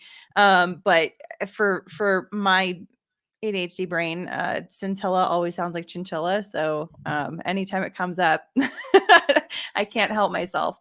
But yes, it is a legal term. Dr. Heinz Ermitel, can he bring up other trials? Yeah, that was a weird part too, where the defense attorney was referencing some other trial. The Michael Morton. Yes, where the defendant ended up being exonerated after spending years in prison. It's fine. You can reference it, but it might be effective. It might not. I mean, you don't necessarily know just how, how familiar the jurors are with that particular case. And so he kind of like, he went through it kind of quickly because you can't really go into that much detail to go into like this whole other like side quest about that trial. But yeah, that's another thing that's just kind of a weird detail to bring in during a closing argument like that. Alex Curtis, is the verdict today? Depending on when the jury comes back. I anticipate that it'll probably be today. Probably because these closing arguments started in the morning. They will probably break for lunch at some point. But yeah, by the end of the day, I would anticipate seeing a verdict. So, and now I'm looking through the chat to see if there are any other questions that I may have missed while we were chatting. Is chinchilla a legal term? No, that's a Legalbytes term.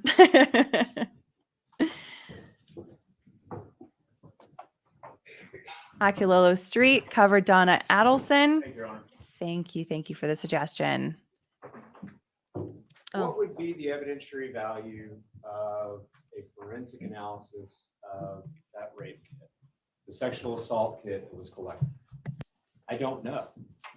We will never know because Detective Richard Spittler, didn't care.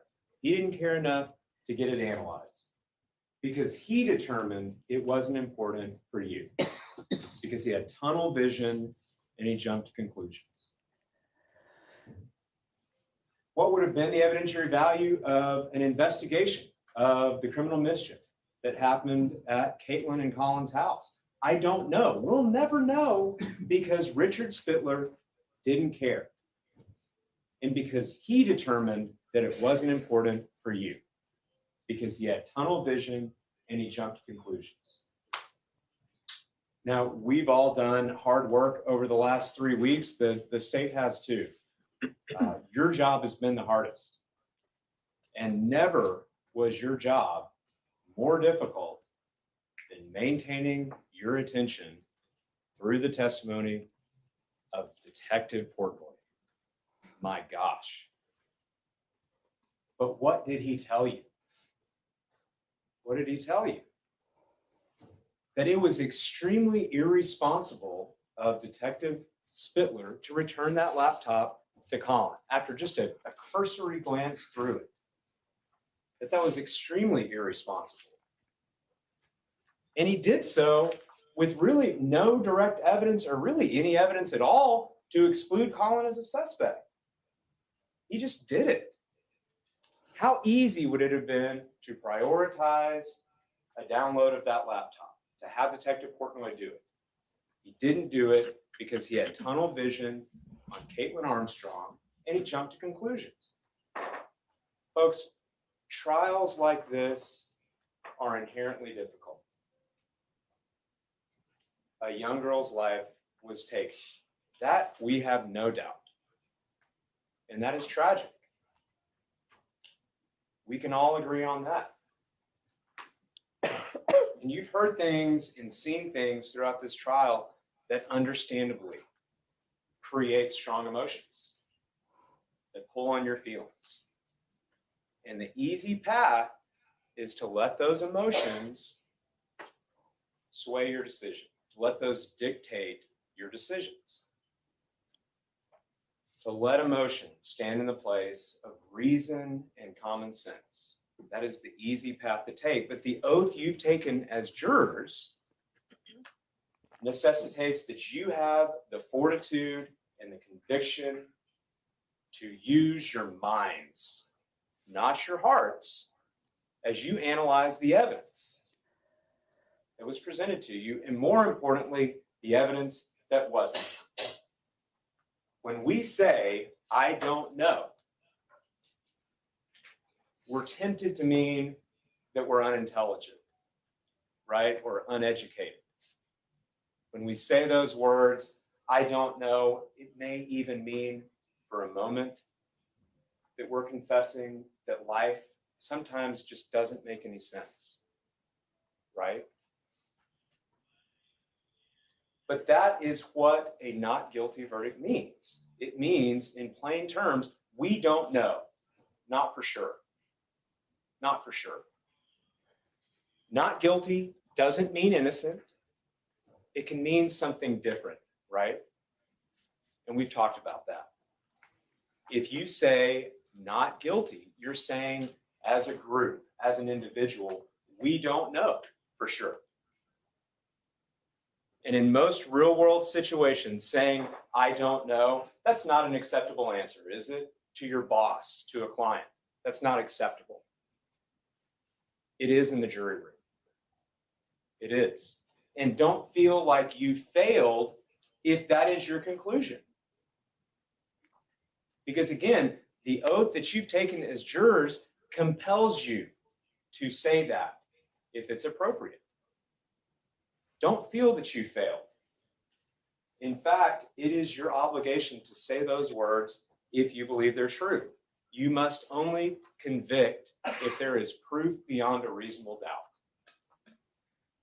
And if you have doubt, and quite frankly, in this case, you must, then it is your obligation to come through that door and stand before us all and say in substance, we don't know, not for sure.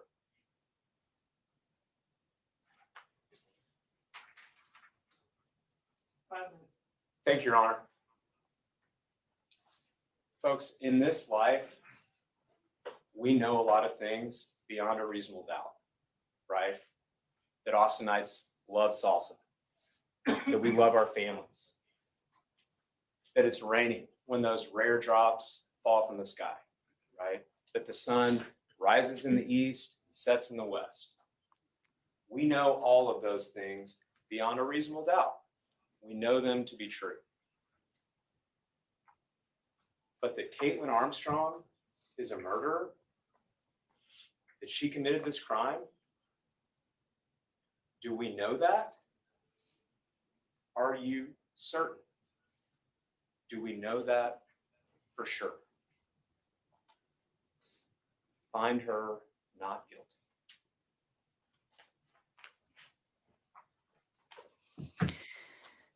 Stay. Yes, ma'am.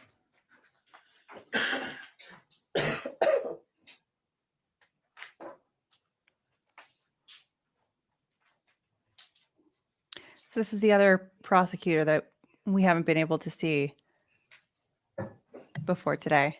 He's also an ex-defense attorney. Okay.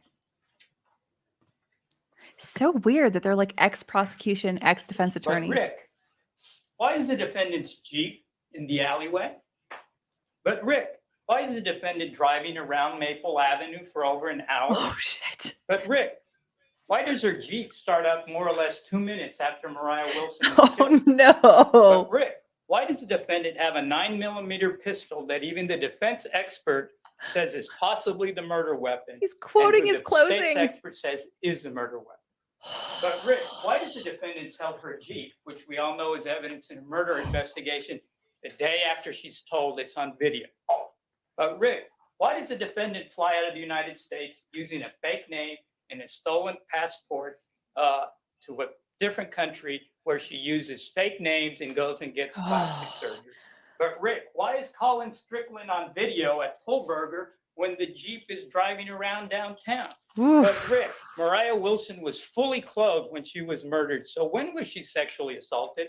But Rick, Moriah Wilson was on her phone the entire time she was at the apartment. So when was she sexually assaulted?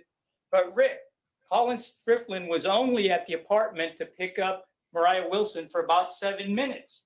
But Rick, when did he have time to sexually assault her? And Rick, didn't they go out and have a nice dinner on video after the fact? So when did he sexually assault her?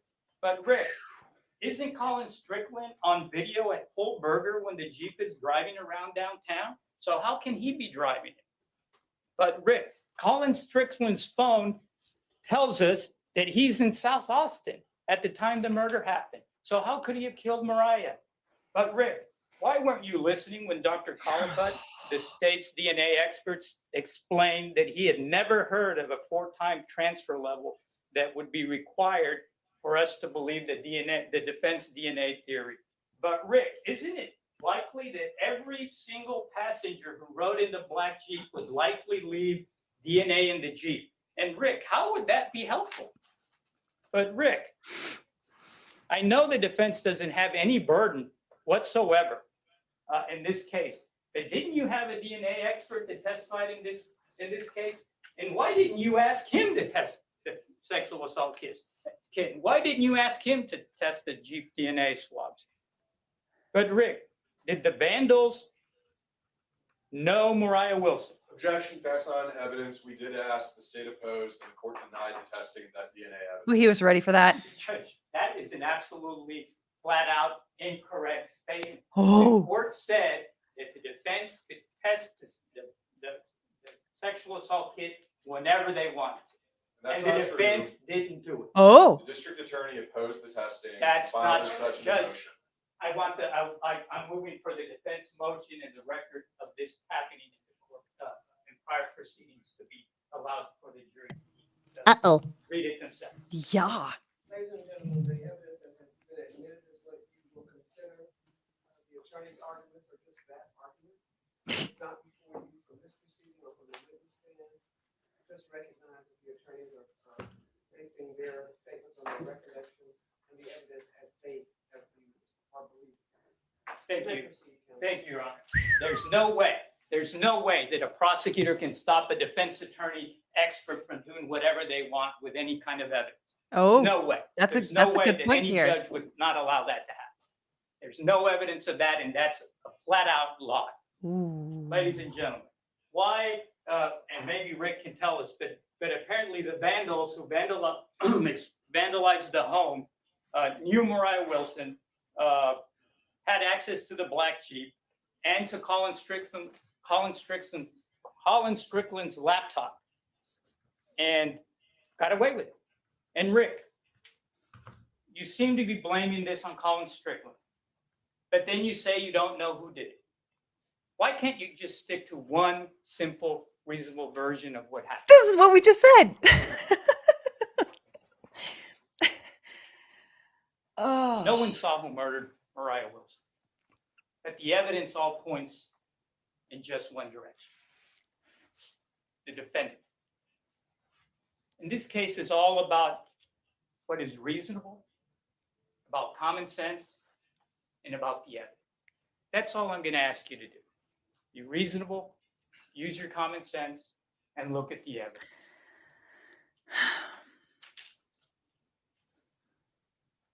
Again, you heard the judge's charge. You have it with you. I urge you to read it. Reasonable doubt is not 100% certainty. It's not proof beyond beyond all doubt. It's not proof beyond a shadow of a doubt. As jurors, your job is to go in the back and examine all the evidence and to discuss the evidence. And if you have questions, to talk and discuss about it. It's called deliberation.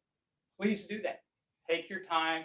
And I think that once you do that, the evidence is going to point to you the one direction that you all know it should be pointing in. It's at the defendant. The defendant is responsible for doing this. Quickly, there was a lot of talk about Colin Strickland's laptop, iPads, vandalism, but there was no talk of how that was relevant to this. I think the evidence is pretty clear, uncontradicted, that Colin Strickland was not at the crime scene when this happened. His phone said he was in South Austin. All the evidence says he was in South Austin. So should they have taken his laptop and put it through a full examination? Sure, why not? What relevance was that going to show to what happened here, ladies and gentlemen? He wasn't there. He was at home. Okay? It's simply what we call a red herring. It's please take your eyes off the ball, ladies and gentlemen. Don't look at the evidence. Let's look at a laptop that wasn't tested. That's what they want you to do. All right? Same thing with the vandalism. What relevance is there? Did this person who committed the vandalism kill Moriah Wilson? Did that person somehow know Moriah Wilson all the way across town, drive the defendant's Jeep, have access to the defendant's gun? And by the way, apparently got away with it. So let me go vandalize the defendant's house so everybody will turn around and go, what happened? What relevance does that make? Does that make sense? Is there any reasonable explanation that makes sense that the defense attorney is urging you to go there? I want to talk to you quickly about the DNA evidence. Why is the DNA? Well, let's talk about the DNA evidence in the bike, okay? Specifically, defendant's DNA and Mo Wilson's bike. Defense has been asking you to speculate, okay? Speculate as to how it got there. Because let's face facts, there's absolutely no evidence that you've heard in this courtroom, no evidence that would let you render an opinion, again, based on the evidence, about how the defendant's DNA got there. They've asked questions about something called transfer, and doesn't transfer happen, and can't that exist, and so on and so forth. And what if she was wearing Colin Strickland's helmet and she had breathed in it at some point, and then somehow it got on Moriah Wilson, and Moriah Wilson got it on her hands, and so on and so forth. All questions, no evidence. No evidence whatsoever. But you heard from Dr. Califat. And Dr. Califat apparently was testifying when Mr. Kofer was not in the room. Because Dr. Califat, I thought, was very compelling. He told you that he has extensive experience in this activity level regarding transfer issue with DNA, something that the other two witnesses didn't tell you. And he described in detail how he would look at these scenarios, the possibilities of somebody's DNA ending up on a bike. And what I thought was very interesting is that he told you that the proposition that the defense wants you to buy off on, that somehow the defendant was wearing Colin Strickland's helmet at some point in the past, that we have no idea when or evidence that even happened, and that somehow she might have coughed in the helmet. And then Moriah Wilson got that DNA from the coughing on her face or on her hair. Second transfer, first from the defendant to the helmet, now from the helmet to the face or hair of Moriah Wilson. Then Moriah Wilson touches her face or hair, the third transfer, and then Moriah Wilson goes into the apartment and puts her hand on the bike and puts the defendant's DNA. That's a 4-time transfer. I don't even want to try to that use is so strenuous. The word that he explained to you what it was. But what I do remember is he said he'd never even heard of such a thing. There was no studies that even indicated that. And what he told you, that if it was just a 3-level transfer, it would have been exceedingly unlikely. Yeah. Okay, because as he told you, and all the DNA experts told you, that when it comes to transfer, you have to take everything into account. And what we know here is that Colin Strickland rode his motorcycle from South Austin to the dentist on a hot day in May with his helmet on. Got off, presumably took off his helmet, because you're not going to go see your dentist with your helmet on. So he took it off, he parked his motorcycle, presumably walked to the dentist's office, opened doors, touched his hands on doors, presumably sat in a waiting area, presumably went into a dentist chair, put his hands on the dentist chair. So why didn't Colin Strickland get any of the defendant's DNA on? And if he did, why didn't he leave it all over? Why didn't he leave it in the dentist room? Why didn't he leave it on the door at the dentist's office? Why didn't he leave it at a chair in the dentist room? So then he left. He put his helmet on again on a hot day and drove all the way to East Austin in traffic. Okay. And again, the point of this is that Mr. Strickland, the owner of the helmet, the habitual using it, is gotta be, we've heard it, sweating and leaving mounds of DNA in his own helmet.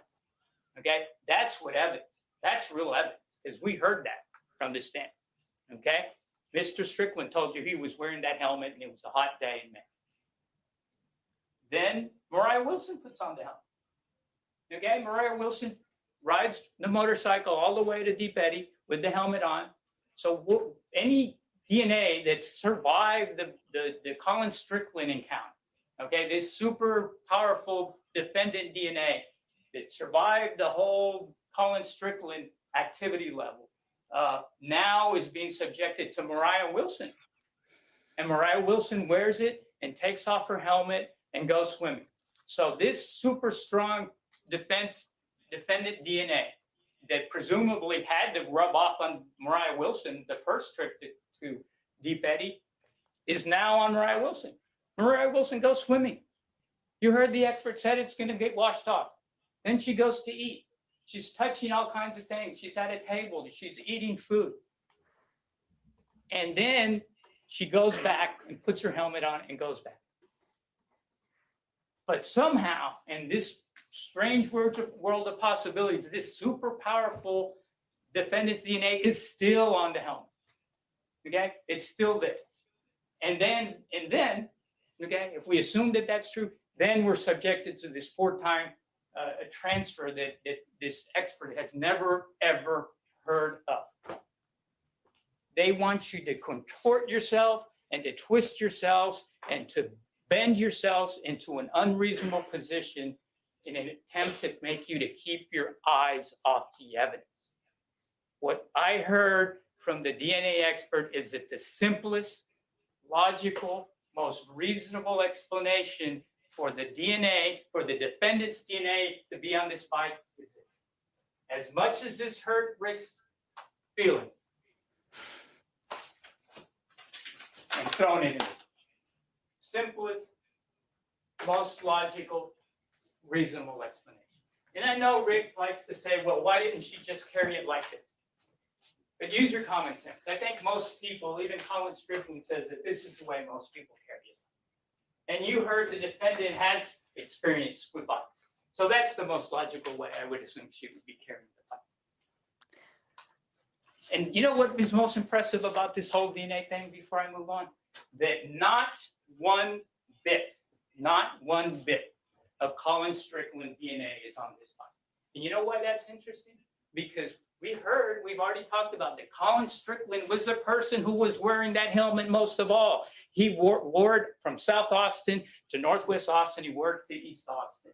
It was hot, so presumably he's sweating. Then we heard that Moriah Wilson was in close contact with him riding that bike. Her arms and her legs around him while they were riding that motorcycle. So when Moriah Wilson somehow magically transfers this super powerful defendant DNA onto this bike, Super why powerful is there not defendant DNA. one bit Why is there not one bit of Colin Strickland DNA? Not one bit. And you know the reason, ladies and gentlemen. You all know what the reason is. It's because Moriah Wilson didn't touch that. The defendant touched the bike after she exited. She took the bike out and she threw it outside. You heard from Steve Aston, okay? I submit to you, Steve Aston was a careful and deliberate examiner here, okay? He told you exactly what his results were. He showed you the results, and he told you that his results, his conclusions were not to the exception of every single firearm in the world, okay? He told you that that was just something that he can't testify, even though the defendant, defense attorneys gigged him into saying, but you're bucking the AFTE methods, and showed him on his laptop and said, but AFTE says you need to say that it's beyond the other gun. It's beyond any other gun in the world. And he said, no, that's not the way to do it. That's the type of guy he was. And I don't want you to remember that this is the same guy that did say all 3 shell casings came from her gun. But out of the 3 projectiles, found one inconclusive. So I submit to you that Mr. Aston is not on any kind of a vendetta or trying to nail somebody or anything like that, because he wouldn't have testified in that way if that was in fact his agenda. I would also remind you that a second analyst, separate analyst, reviews all this and comes to the same conclusion. So it's not just Mr. Aston we're talking about. Now Mr. Tobin, very smart man, who I would submit also has a job that depends exactly on the type of testimony that you saw here, goes around the country testifying and getting paid to that. He offered a lot of hyper-technical information. But what I took from this, and your recollection, talk to yourselves, I'm sure some of you guys have good notes. He said that firearms examination was one of the 3 most effective investigation tools that he knew. One of the 3 top investigative tools that he knew. That's from the man that apparently has not heard has nothing good to say about this field. But he admits that it's one of the top 3 investigating tools that he knows about. He didn't disagree with Mr. Aston's conclusions. Again, talk to each other, look at your notes. He said, I can't disagree with what his conclusions are. His major issue, and I asked him that, was with the issue of uniqueness, which what the defense attorney is calling individualization and had up here on the screen. Uniqueness. I don't think they should be saying that this is the only gun that could have done it. That's really what he was saying. I don't think they should say that. I don't disagree with his conclusions that this could have come from this gun. I just don't like them saying it's the only gun in the world that could have done it. But of interest was that when Mr. Tobin was in the FBI, apparently he did that very same thing. We talked about that article he wrote where he was able to take a piece of plastic and link it to the machine that made it. Isn't that what we're talking about? Linking bullets and shell casings to the machine, the gun that made it? He had no problems when he was with the FBI doing that. And he specifically told you, when I asked him, he used the word uniqueness in his article. Unique and uniqueness. That was Mr. Tobin when he was in the FBI. What happened? I don't know. You get paid, you become a defense attorney. Look, I'm not going to question why or what the change of whatever took place in Mr. Tobin's mind. That's beyond me. I just think that it's something that was interesting and you guys should consider. I would also point out that after a lot of pushing and shoving, it turns out that a lot of the most prominent scientists in the world, in the United States, disagree with what Mr. Tobin was saying. And you heard that. And we went from talking about somebody called Bruce Bedoli, Dr. Bruce Bedoli, who said, I may have heard of it, to, I got his report on my computer. If you give me a minute, I'll look for it. Okay? But this man, Bruce Bedoli, one of the most prominent DNA scientists in the world, I think that even the defense attorney expert was asked at one point, it might have slipped in you, if they knew who Bruce Bedoli is, and he said, oh, of course I did. Right? But those are the type of people that disagree with Mr. Tobin. So all I'm saying is, look, Mr. Tobin's entitled to his opinion, but don't accept it like it's gospel, like he wanted you to take it. There's equally as powerful and as smart and prominent people who disagree with him on this very issue. Okay, and as you heard, this subject is it's taught all over the United States and all over the world, and people testify to this all over the country and probably all over. That's all. I do want to mention of interest how all this evidence seems to be interlocked, and every time you turn around and try to go, well, maybe I'll give her another thought, maybe it wasn't her, maybe or something, you run into the door and it has Kaitlin Armstrong's face. And you know what that was? The one item that just jumped up to me? We got to go back to January 12th of 2022, right? Months before the killing. Defendants at the range in Austin, Texas, learning how to shoot her gun. Right? We've seen her on video. She apparently can hit a target at least 20 or so feet away, which, by the way, is more than enough of a distance to kill Moriah Wilson.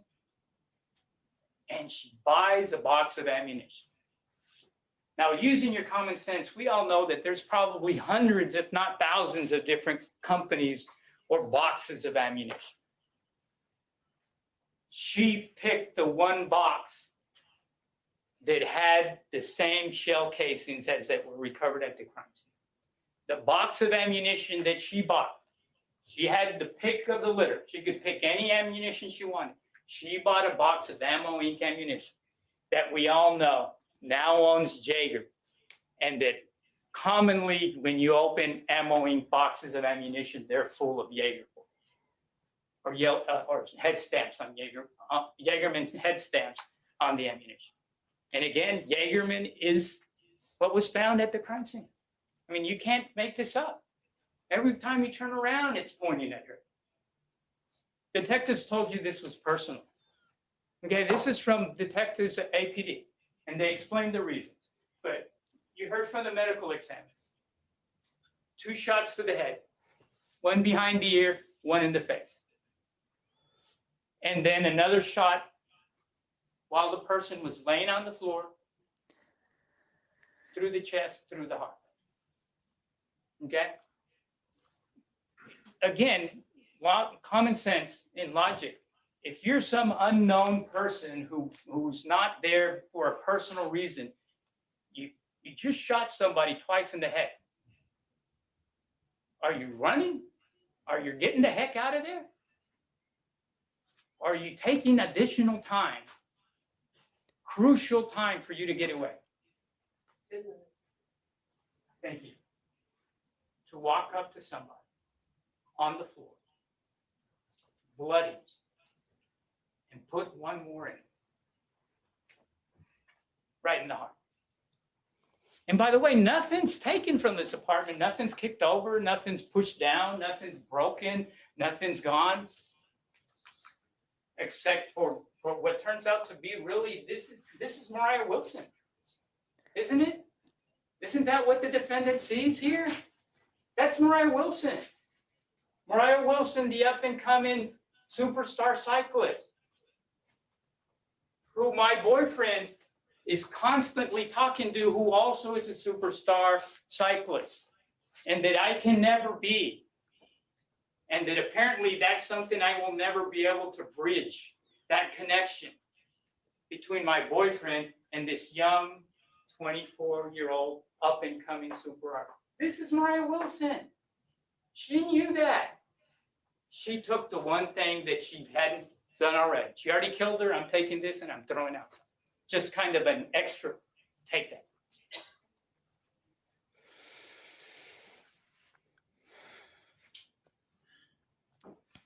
She's viewing Moriah Wilson's profile and activity on Strava on May the 9th, on May the 10th, and on May the 11th. She's not a fan. She's not a fangirl of Moriah Wilson. We heard that from the people that know her best, her friends, and Colin Wilson. Why is she looking up Moriah Wilson? 9, 10, 11. Why is she looking at Moriah Wilson 5 or 10 minutes after the last text exchange between Colin Strickland and Moriah Wilson, making plans, formalizing plans to go out? Why? Why is she searching through the profile to the 3rd level so she can see in every excruciating detail where Moriah Wilson was when she started and finished the run? And if we go back a little bit further, on May the 2nd, the day that she decides to suddenly fly out, or the decision is made to fly out to meet Colin Strickland in Arizona, why is she viewing Moriah Wilson's Instagram account?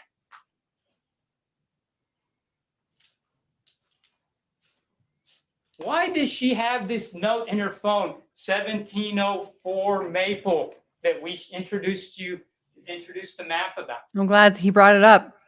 and then deletes it? Why? Not just deletes it after Mo Why, died. Rick? Why, Rick? But Rick, Why does she fly to Costa Rica? Why does she use her sister's passport? Why doesn't she use her own name? Why doesn't she use her own passport if this was just some innocent frolic to Costa Rica, because that's what I can do? Why does she use fake names when she's in Costa Rica? Why does she desperately start looking for plastic surgery in Costa Rica? Okay? Why? why, Rick? Allison Page, Ari Roberts, who knows what else? These are all indications of guilt, ladies and gentlemen. Can we forget the search for pineapple juice and what it does to your fingerprints? Oh, that This was is bad. somebody that's trying Yeah. to hide themselves. They fled the country under a false name and not their passport. Yep. Get to another foreign country, use fake names, and change their appearance. Yeah. This isn't somebody on a frolic. This is somebody who's a fugitive and desperately trying to get away with it. This is the person that searched in Costa Rica articles that you saw that said Kaitlin, some and substance, Kaitlin Armstrong's wanted for murder in Austin, Texas. So she knew it. She knew it.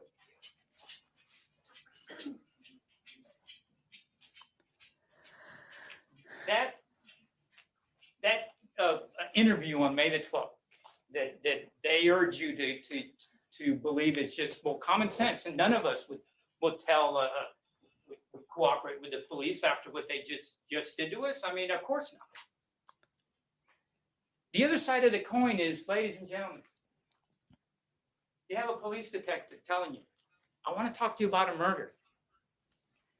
murder of someone you know. And I have your boyfriend in the next room telling me you have issues with this person. Huh? It sounds suspicious, or doesn't look good, or I'm sure there's another explanation. Look at the video. The detective wasn't pressuring her. I'm sure there's another explanation. Can you tell him? Your Jeep's there. She's dead. You seem to have a beef with her, and your Jeep's there. I don't want to talk to you. I gotta go. Because you brought me on a Class B misdemeanor. Common sense. What would you do? What would you do in that situation? That's all I'm asking. Would you say, nah, Colin Strickland or this mysterious person that we still don't know was driving my Jeep, or, I was running along my Jeep from South Austin to downtown while somebody else was driving my Jeep? Because apparently that's what they want you to believe. That somehow, I don't know why that matters, that the phone isn't in the Jeep, but they sure were next to each other for the whole, if they weren't inside, then they were sure right next to each other the whole time. And a simple explanation is, we heard over and over again that GPS is more precise than the phone. Right? So if the phone is 20 feet away, you know what? GPS is more accurate. And if she chose to be in some parking lot with the Jeep running for 15 minutes, what does that got to do about why she killed Moriah Wilson? Keep your eye on the ball. That's all we're asking. Keep your eye on the evidence. All of these questions about MacBooks and sexual assault kits and why didn't they test the Jeep? Oh my God, what happened if somebody went into your car and took DNA? How many people's DNA do you think they would find? Every person that sat or was a passenger Jeep probably left DNA in there. And how does that move the ball here? Keep your eye on the ball. Okay? That's all I'm asking. And if you do, ladies and gentlemen, if you look at all the evidence, look at it with common sense, logic, let the evidence take you where it's pointing. That's all I'm asking. You're going to find that the evidence is right there. That's the only place the evidence is pointing. From the Jag bullets to her running away 3 weeks ago before trial or later. Beyond a reasonable doubt. Executed Moriah Wilson in her friend's apartment. And then gave her one more for good. Thank you. This has been a long and sometimes tedious process. I know you guys are all paying close attention to what's going on. I really appreciate it. We all appreciate it. Do the right thing. Your Honor, defense joins the state in their motion to release the sealed defense motion for forensic testing of evidence rape kit filed on October 12th, heard in a hearing before this court on October 13th.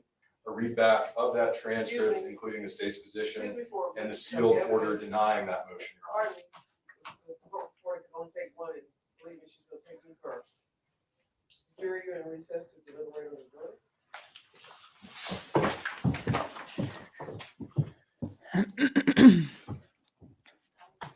Uh-oh. Interesting. Yeah, that rebuttal started to get a little loosey-goosey around the middle, but I think he ended up ultimately landing the plane, it seems like. Okay. He So should I have just wonder if- done all the butt ricks and then sat down, I think. The butt ricks yeah. were powerful and he could have just left it and sat down. Yep. And then maybe made like one point about, about the ridiculousness of the 4-point transfer theory of the DNA. And then Yeah. and then just simple, done, because he really extended that out for a very long time, more than he needed to. It kind of started to muddy up his main point, which is like, look, like they want to try to make things more complicated than they really are. Yeah, I think I So- probably would. I don't know. I don't know how like ridiculous the 4 points DNA thing is. Like I used to think it was a lot more ridiculous than I do after actually seeing all the testimony. So I probably just wouldn't have even brought it up because That's fair. at the end of the day, they still have her Jeep Yeah. and the Strava stuff. I don't know. It's interesting. So After true. looking at your chat, I'm starting to think like maybe there's people in the jury who also have reasonable doubt because there are Could people be. in the chat who have it. Yeah. Yeah. I'm taking this off screen just for, since it's just like nothing, Yeah. but I'll bring it back on once we see something. There's always going to be, someone who, oh, now it's entirely black. Okay. Interesting. It's still going though.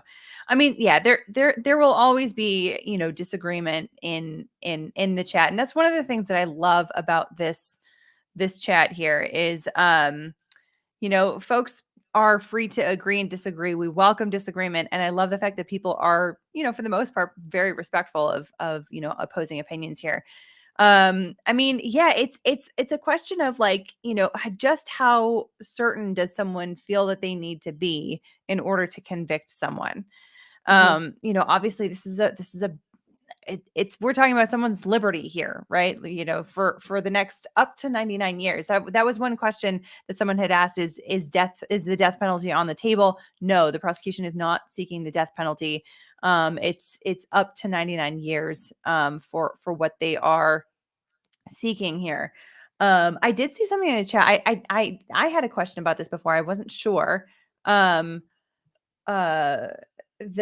anything about a plea deal. I hadn't looked into whether or not there was an offer on the table prior to trial. So, I saw that in the motion in limine that the state filed right before the trial, that they had in their motion in limine that the defense wasn't supposed to bring up any pleas, which is very normal for the state to put that in their motion in limine. But it also led me to believe that maybe there are any plea deals, It led me to believe that maybe there was a plea deal. And I think I read in an article, not that articles are always right, but I think maybe in some Austin article that she was going to trial over her defense's advice. So it would appear that maybe there was an offer, but I don't know what that offer was. It might have been life. I don't know. Yeah. No, that's definitely possible. I mean, because it's if you think of a plea deal, it's similar to a settlement agreement, right? It's where the both sides are just being like, all right, let's avoid trial. I'm willing to go this far, you're willing to go that far, and we can agree on something, and avoid having to go to trial. But that really depends on, where that line is in between, and whether or not the two parties can agree also depends a lot on the evidence. Just how damaging is it for one side or another? And so here there's so much for the prosecution here that whatever offer she may have gotten may not have been particularly great, and she may have just been like, screw it, I'll just take my chances. So let me get some more questions. I see somebody here. saying that there might have been like a plea deal for 20 years. I had not heard that, but that's kind of crazy if that's true. To turn that down would be almost as nuts as going to Costa Rica and getting plastic surgery on your face. I mean, more nuts, probably more nuts. At least that was like a plan. Yeah. That's true. Oh man. Mark Molina says, have you used Time Machine in any trial arguments? No, I have not. I can't say I have. Ito says, are defense attorneys this bad usually, or is this side of the aisle simply more difficult than it appears? I think they have been handed a very, very difficult case to try. And here's something also to keep in mind that I try to remember, and I try to remind viewers also. It is very, very easy to be sitting in this seat right here, commenting on the trial. It is so much harder to be the one in the courtroom actually putting on the case. It is 5 gazillion times harder. So I can sit here comfortably and have all kinds of opinions on, what strategy is better or worse, or, like what landed well, what didn't land well. But like being the person, in the ring, is always going to be so much harder. And the reality of this case is that this is a very difficult case for the defense. So they have to make do with the facts that they have, and that includes having a client who is quite literally a flight risk multiple times, which is just so damaging to their case, that already had a lot of digital receipts. That's like the biggest piece here that they had to contend with, that they couldn't really do much about, right? There's not much fighting about. They can fight the ballistics easily, like that's something that is a lot of people see that as junk science these days. Then there's the DNA that, that involves a lot of analysis and trying to figure out where the source could have possibly been. But like, when you combine all of that, especially with these digital receipts, especially with the video surveillance, with, you know, these iCloud notes that were deleted, and the search terms that are, you know, asking about pineapple juice, and can it eliminate fingerprints? Can it burn your fingerprints? And getting plastic surgery, and traveling on not your passport, but on your sister's passport. It's like all of that together is like a very, very overwhelming case to try to take on. I don't know. Yeah, Do for you have sure. thoughts on? I think it was a super hard case. I think that there were like definitely. I think that with more experience, I think that with more experience, it could, you know, there are things that they will learn to do better, like cross examination as a defense attorney, because it's a totally different story than being a prosecutor. And when you're a prosecutor, you're mostly doing direct, because most of the time, a lot of times, the defense doesn't really have too much of a case to put on. So yeah, they're going to have to learn how to do that for sure. Yeah. Yeah. Yeah. So that's a very interesting point here too. I mean, especially because, you know, on both sides, you have the defense attorneys used to be prosecutors, the prosecution used to be defense attorneys. And it's so interesting because, like, you know, especially with who was the first prosecutor that we heard? Ricky Jones. Jones, that's right.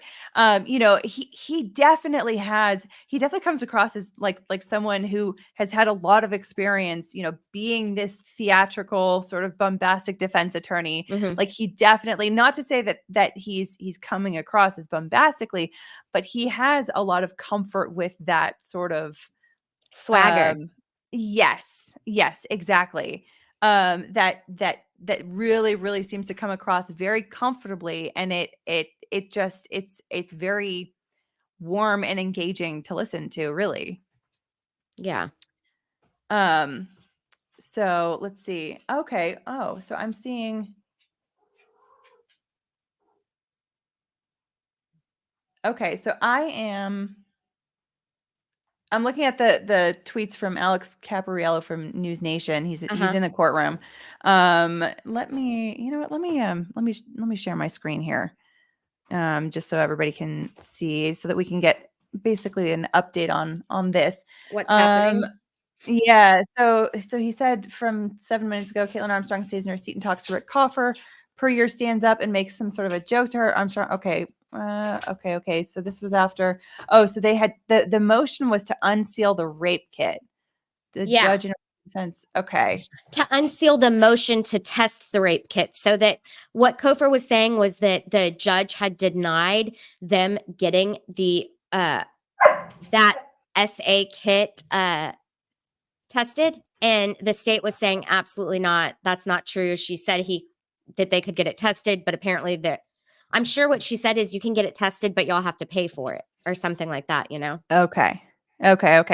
Yeah, that was quite the exchange too, because it's like the defense was making this whole argument of like, oh, why didn't you guys have the kit, you know, analyzed? You took the swabs and everything, but you didn't have it analyzed. Which to me, that was something that kind of bugged me too. That I was For like, sure. why not? You already have it there. Why not at least, you know, it would probably, you know, if anything, rule out Colin even more. Right. But you know, I don't know. So but you know, then when it turns out that the defense also had the opportunity, which was good on the prosecution for pointing that out at the last minute, so that's like fresh in the jury's mind. That the defense also had the opportunity to have that analyzed as well. So yeah, but I mean, but the reasoning by the police for why they didn't have it analyzed is because they said that there was no other evidence that she had been SA'd. Like That's there a was just weak nothing. argument though. Like, if you have it, you should test it, I think. So I do agree. I follow their argument. I understand their reasoning, but I still feel like, just like, why not complete it? You know, like it just feels like a loose end with a little bit of a question. Oh my God. Yeah, my pets are starting to get a little bit active. Holmes is underneath the chair cover now. Are you okay, buddy? All right. Anyway, so okay. So deliberations are officially underway. Reporters are being instructed to stay beside the courtroom for when a verdict drops. There will not be much advance notice. The jury is allowed to deliberate for as long as it takes. If they choose to break for the night, they're allowed to do so and return the next morning to continue. I will not be delivering the verdict in this thread, but instead I have a separate breaking news tweet I want to offer. Okay. So anyway, so that is officially it then. So we're gonna go through the remaining questions here, just to make sure that we answer everything. What is going on, puppers? And then I'm gonna probably take this dog outside for a minute, and then when there is a verdict, I'll go live again. And McKinley, you are more than welcome to come back, if you would like, for the Sure. verdict for when that's when that happens. So just, keep an eye out, guys, for any kind of a notification on YouTube. I'll also tweet it out. I'll try to get it on Facebook and Twitter as well, but at the very least, Twitter and YouTube in one of the community notes for sure. All right, so let's get to the next question here.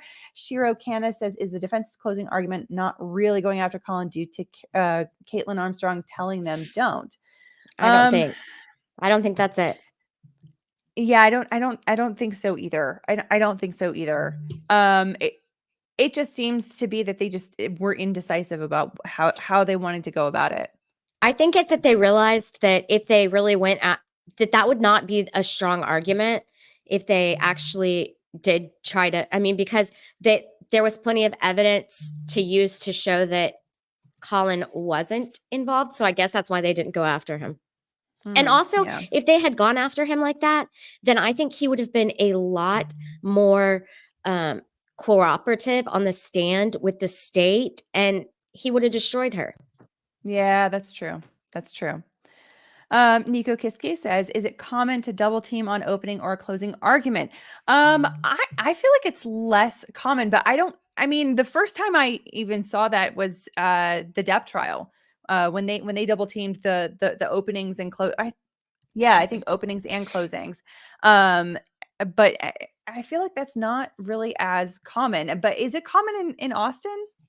It is. It's usually not as common for the defense to split theirs like that. But yes, it is pretty common for the prosecution, especially in a big case. Okay, that's fair. Kyle Anderson wants to know my opinion of P. Terry's. I have an embarrassing admission to make. I actually never had P. Terry's when I was living in Austin. Crazy. I know, but I could. We could talk about favorite tacos or breakfast tacos even. What's your favorite place to get breakfast tacos? So I don't eat any meat, but I would say my favorite place is probably Taco Deli, which interestingly is where Spittler met Colin Strickland. But yeah, I used to live right down the street from the Taco Deli, or a Taco Deli. And I love their mashed potatoes and their refried black bean tacos. Ooh. So good. Oh, that sounds so good. What about you? I love Taco Deli. It's great. Torchy's is also fantastic. But my favorite is it's no one ever says this. I don't know why. I don't even know if it's still in existence because I haven't lived in Austin since 2014. Oh my God. Yeah, no, it's literally, of course it's we're coming up on my 10-year anniversary from law school. But One Taco. I'm not sure if they're still there on West 6th Street.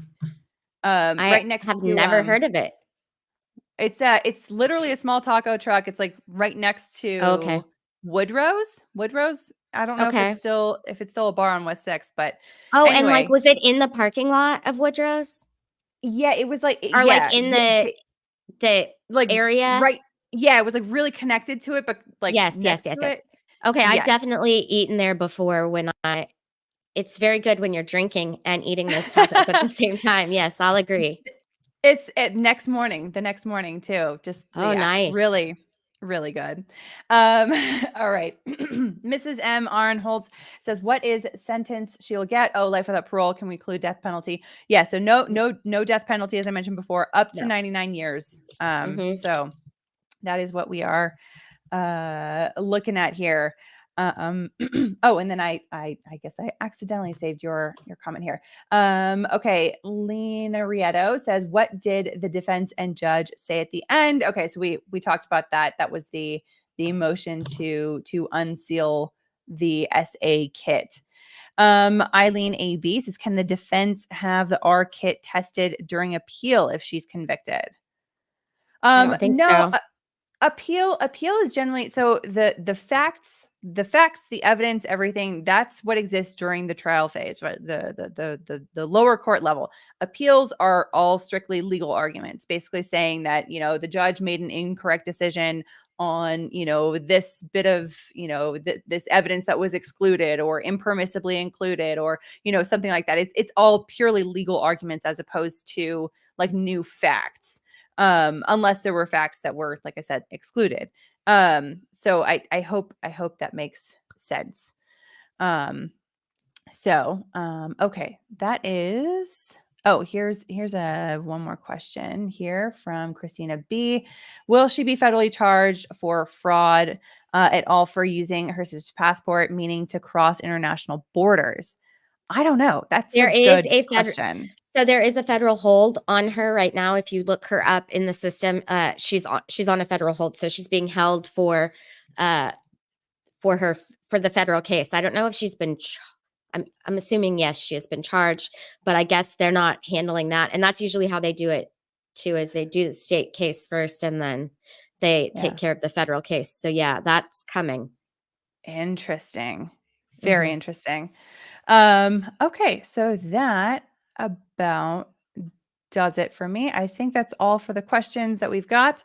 All right, so you guys, thank you so much for joining me, and thank you also to McKinley for joining. This has been so fantastic getting to hang out with you on this live stream, and kind of picking your brain on a lot of this stuff. Thank you. Of course. And guys, her channel is legally live, and it is linked in the description below. So please do go to her channel, subscribe to her channel, watch her stuff. She's got a few videos on some recaps from this trial. So if you're still wanting to digest stuff from this trial, you can get her thoughts in those videos there. And I'll see you guys back for the verdict as well. And like I said, McKinley, you are more than welcome. I'll send you the link to join. Awesome.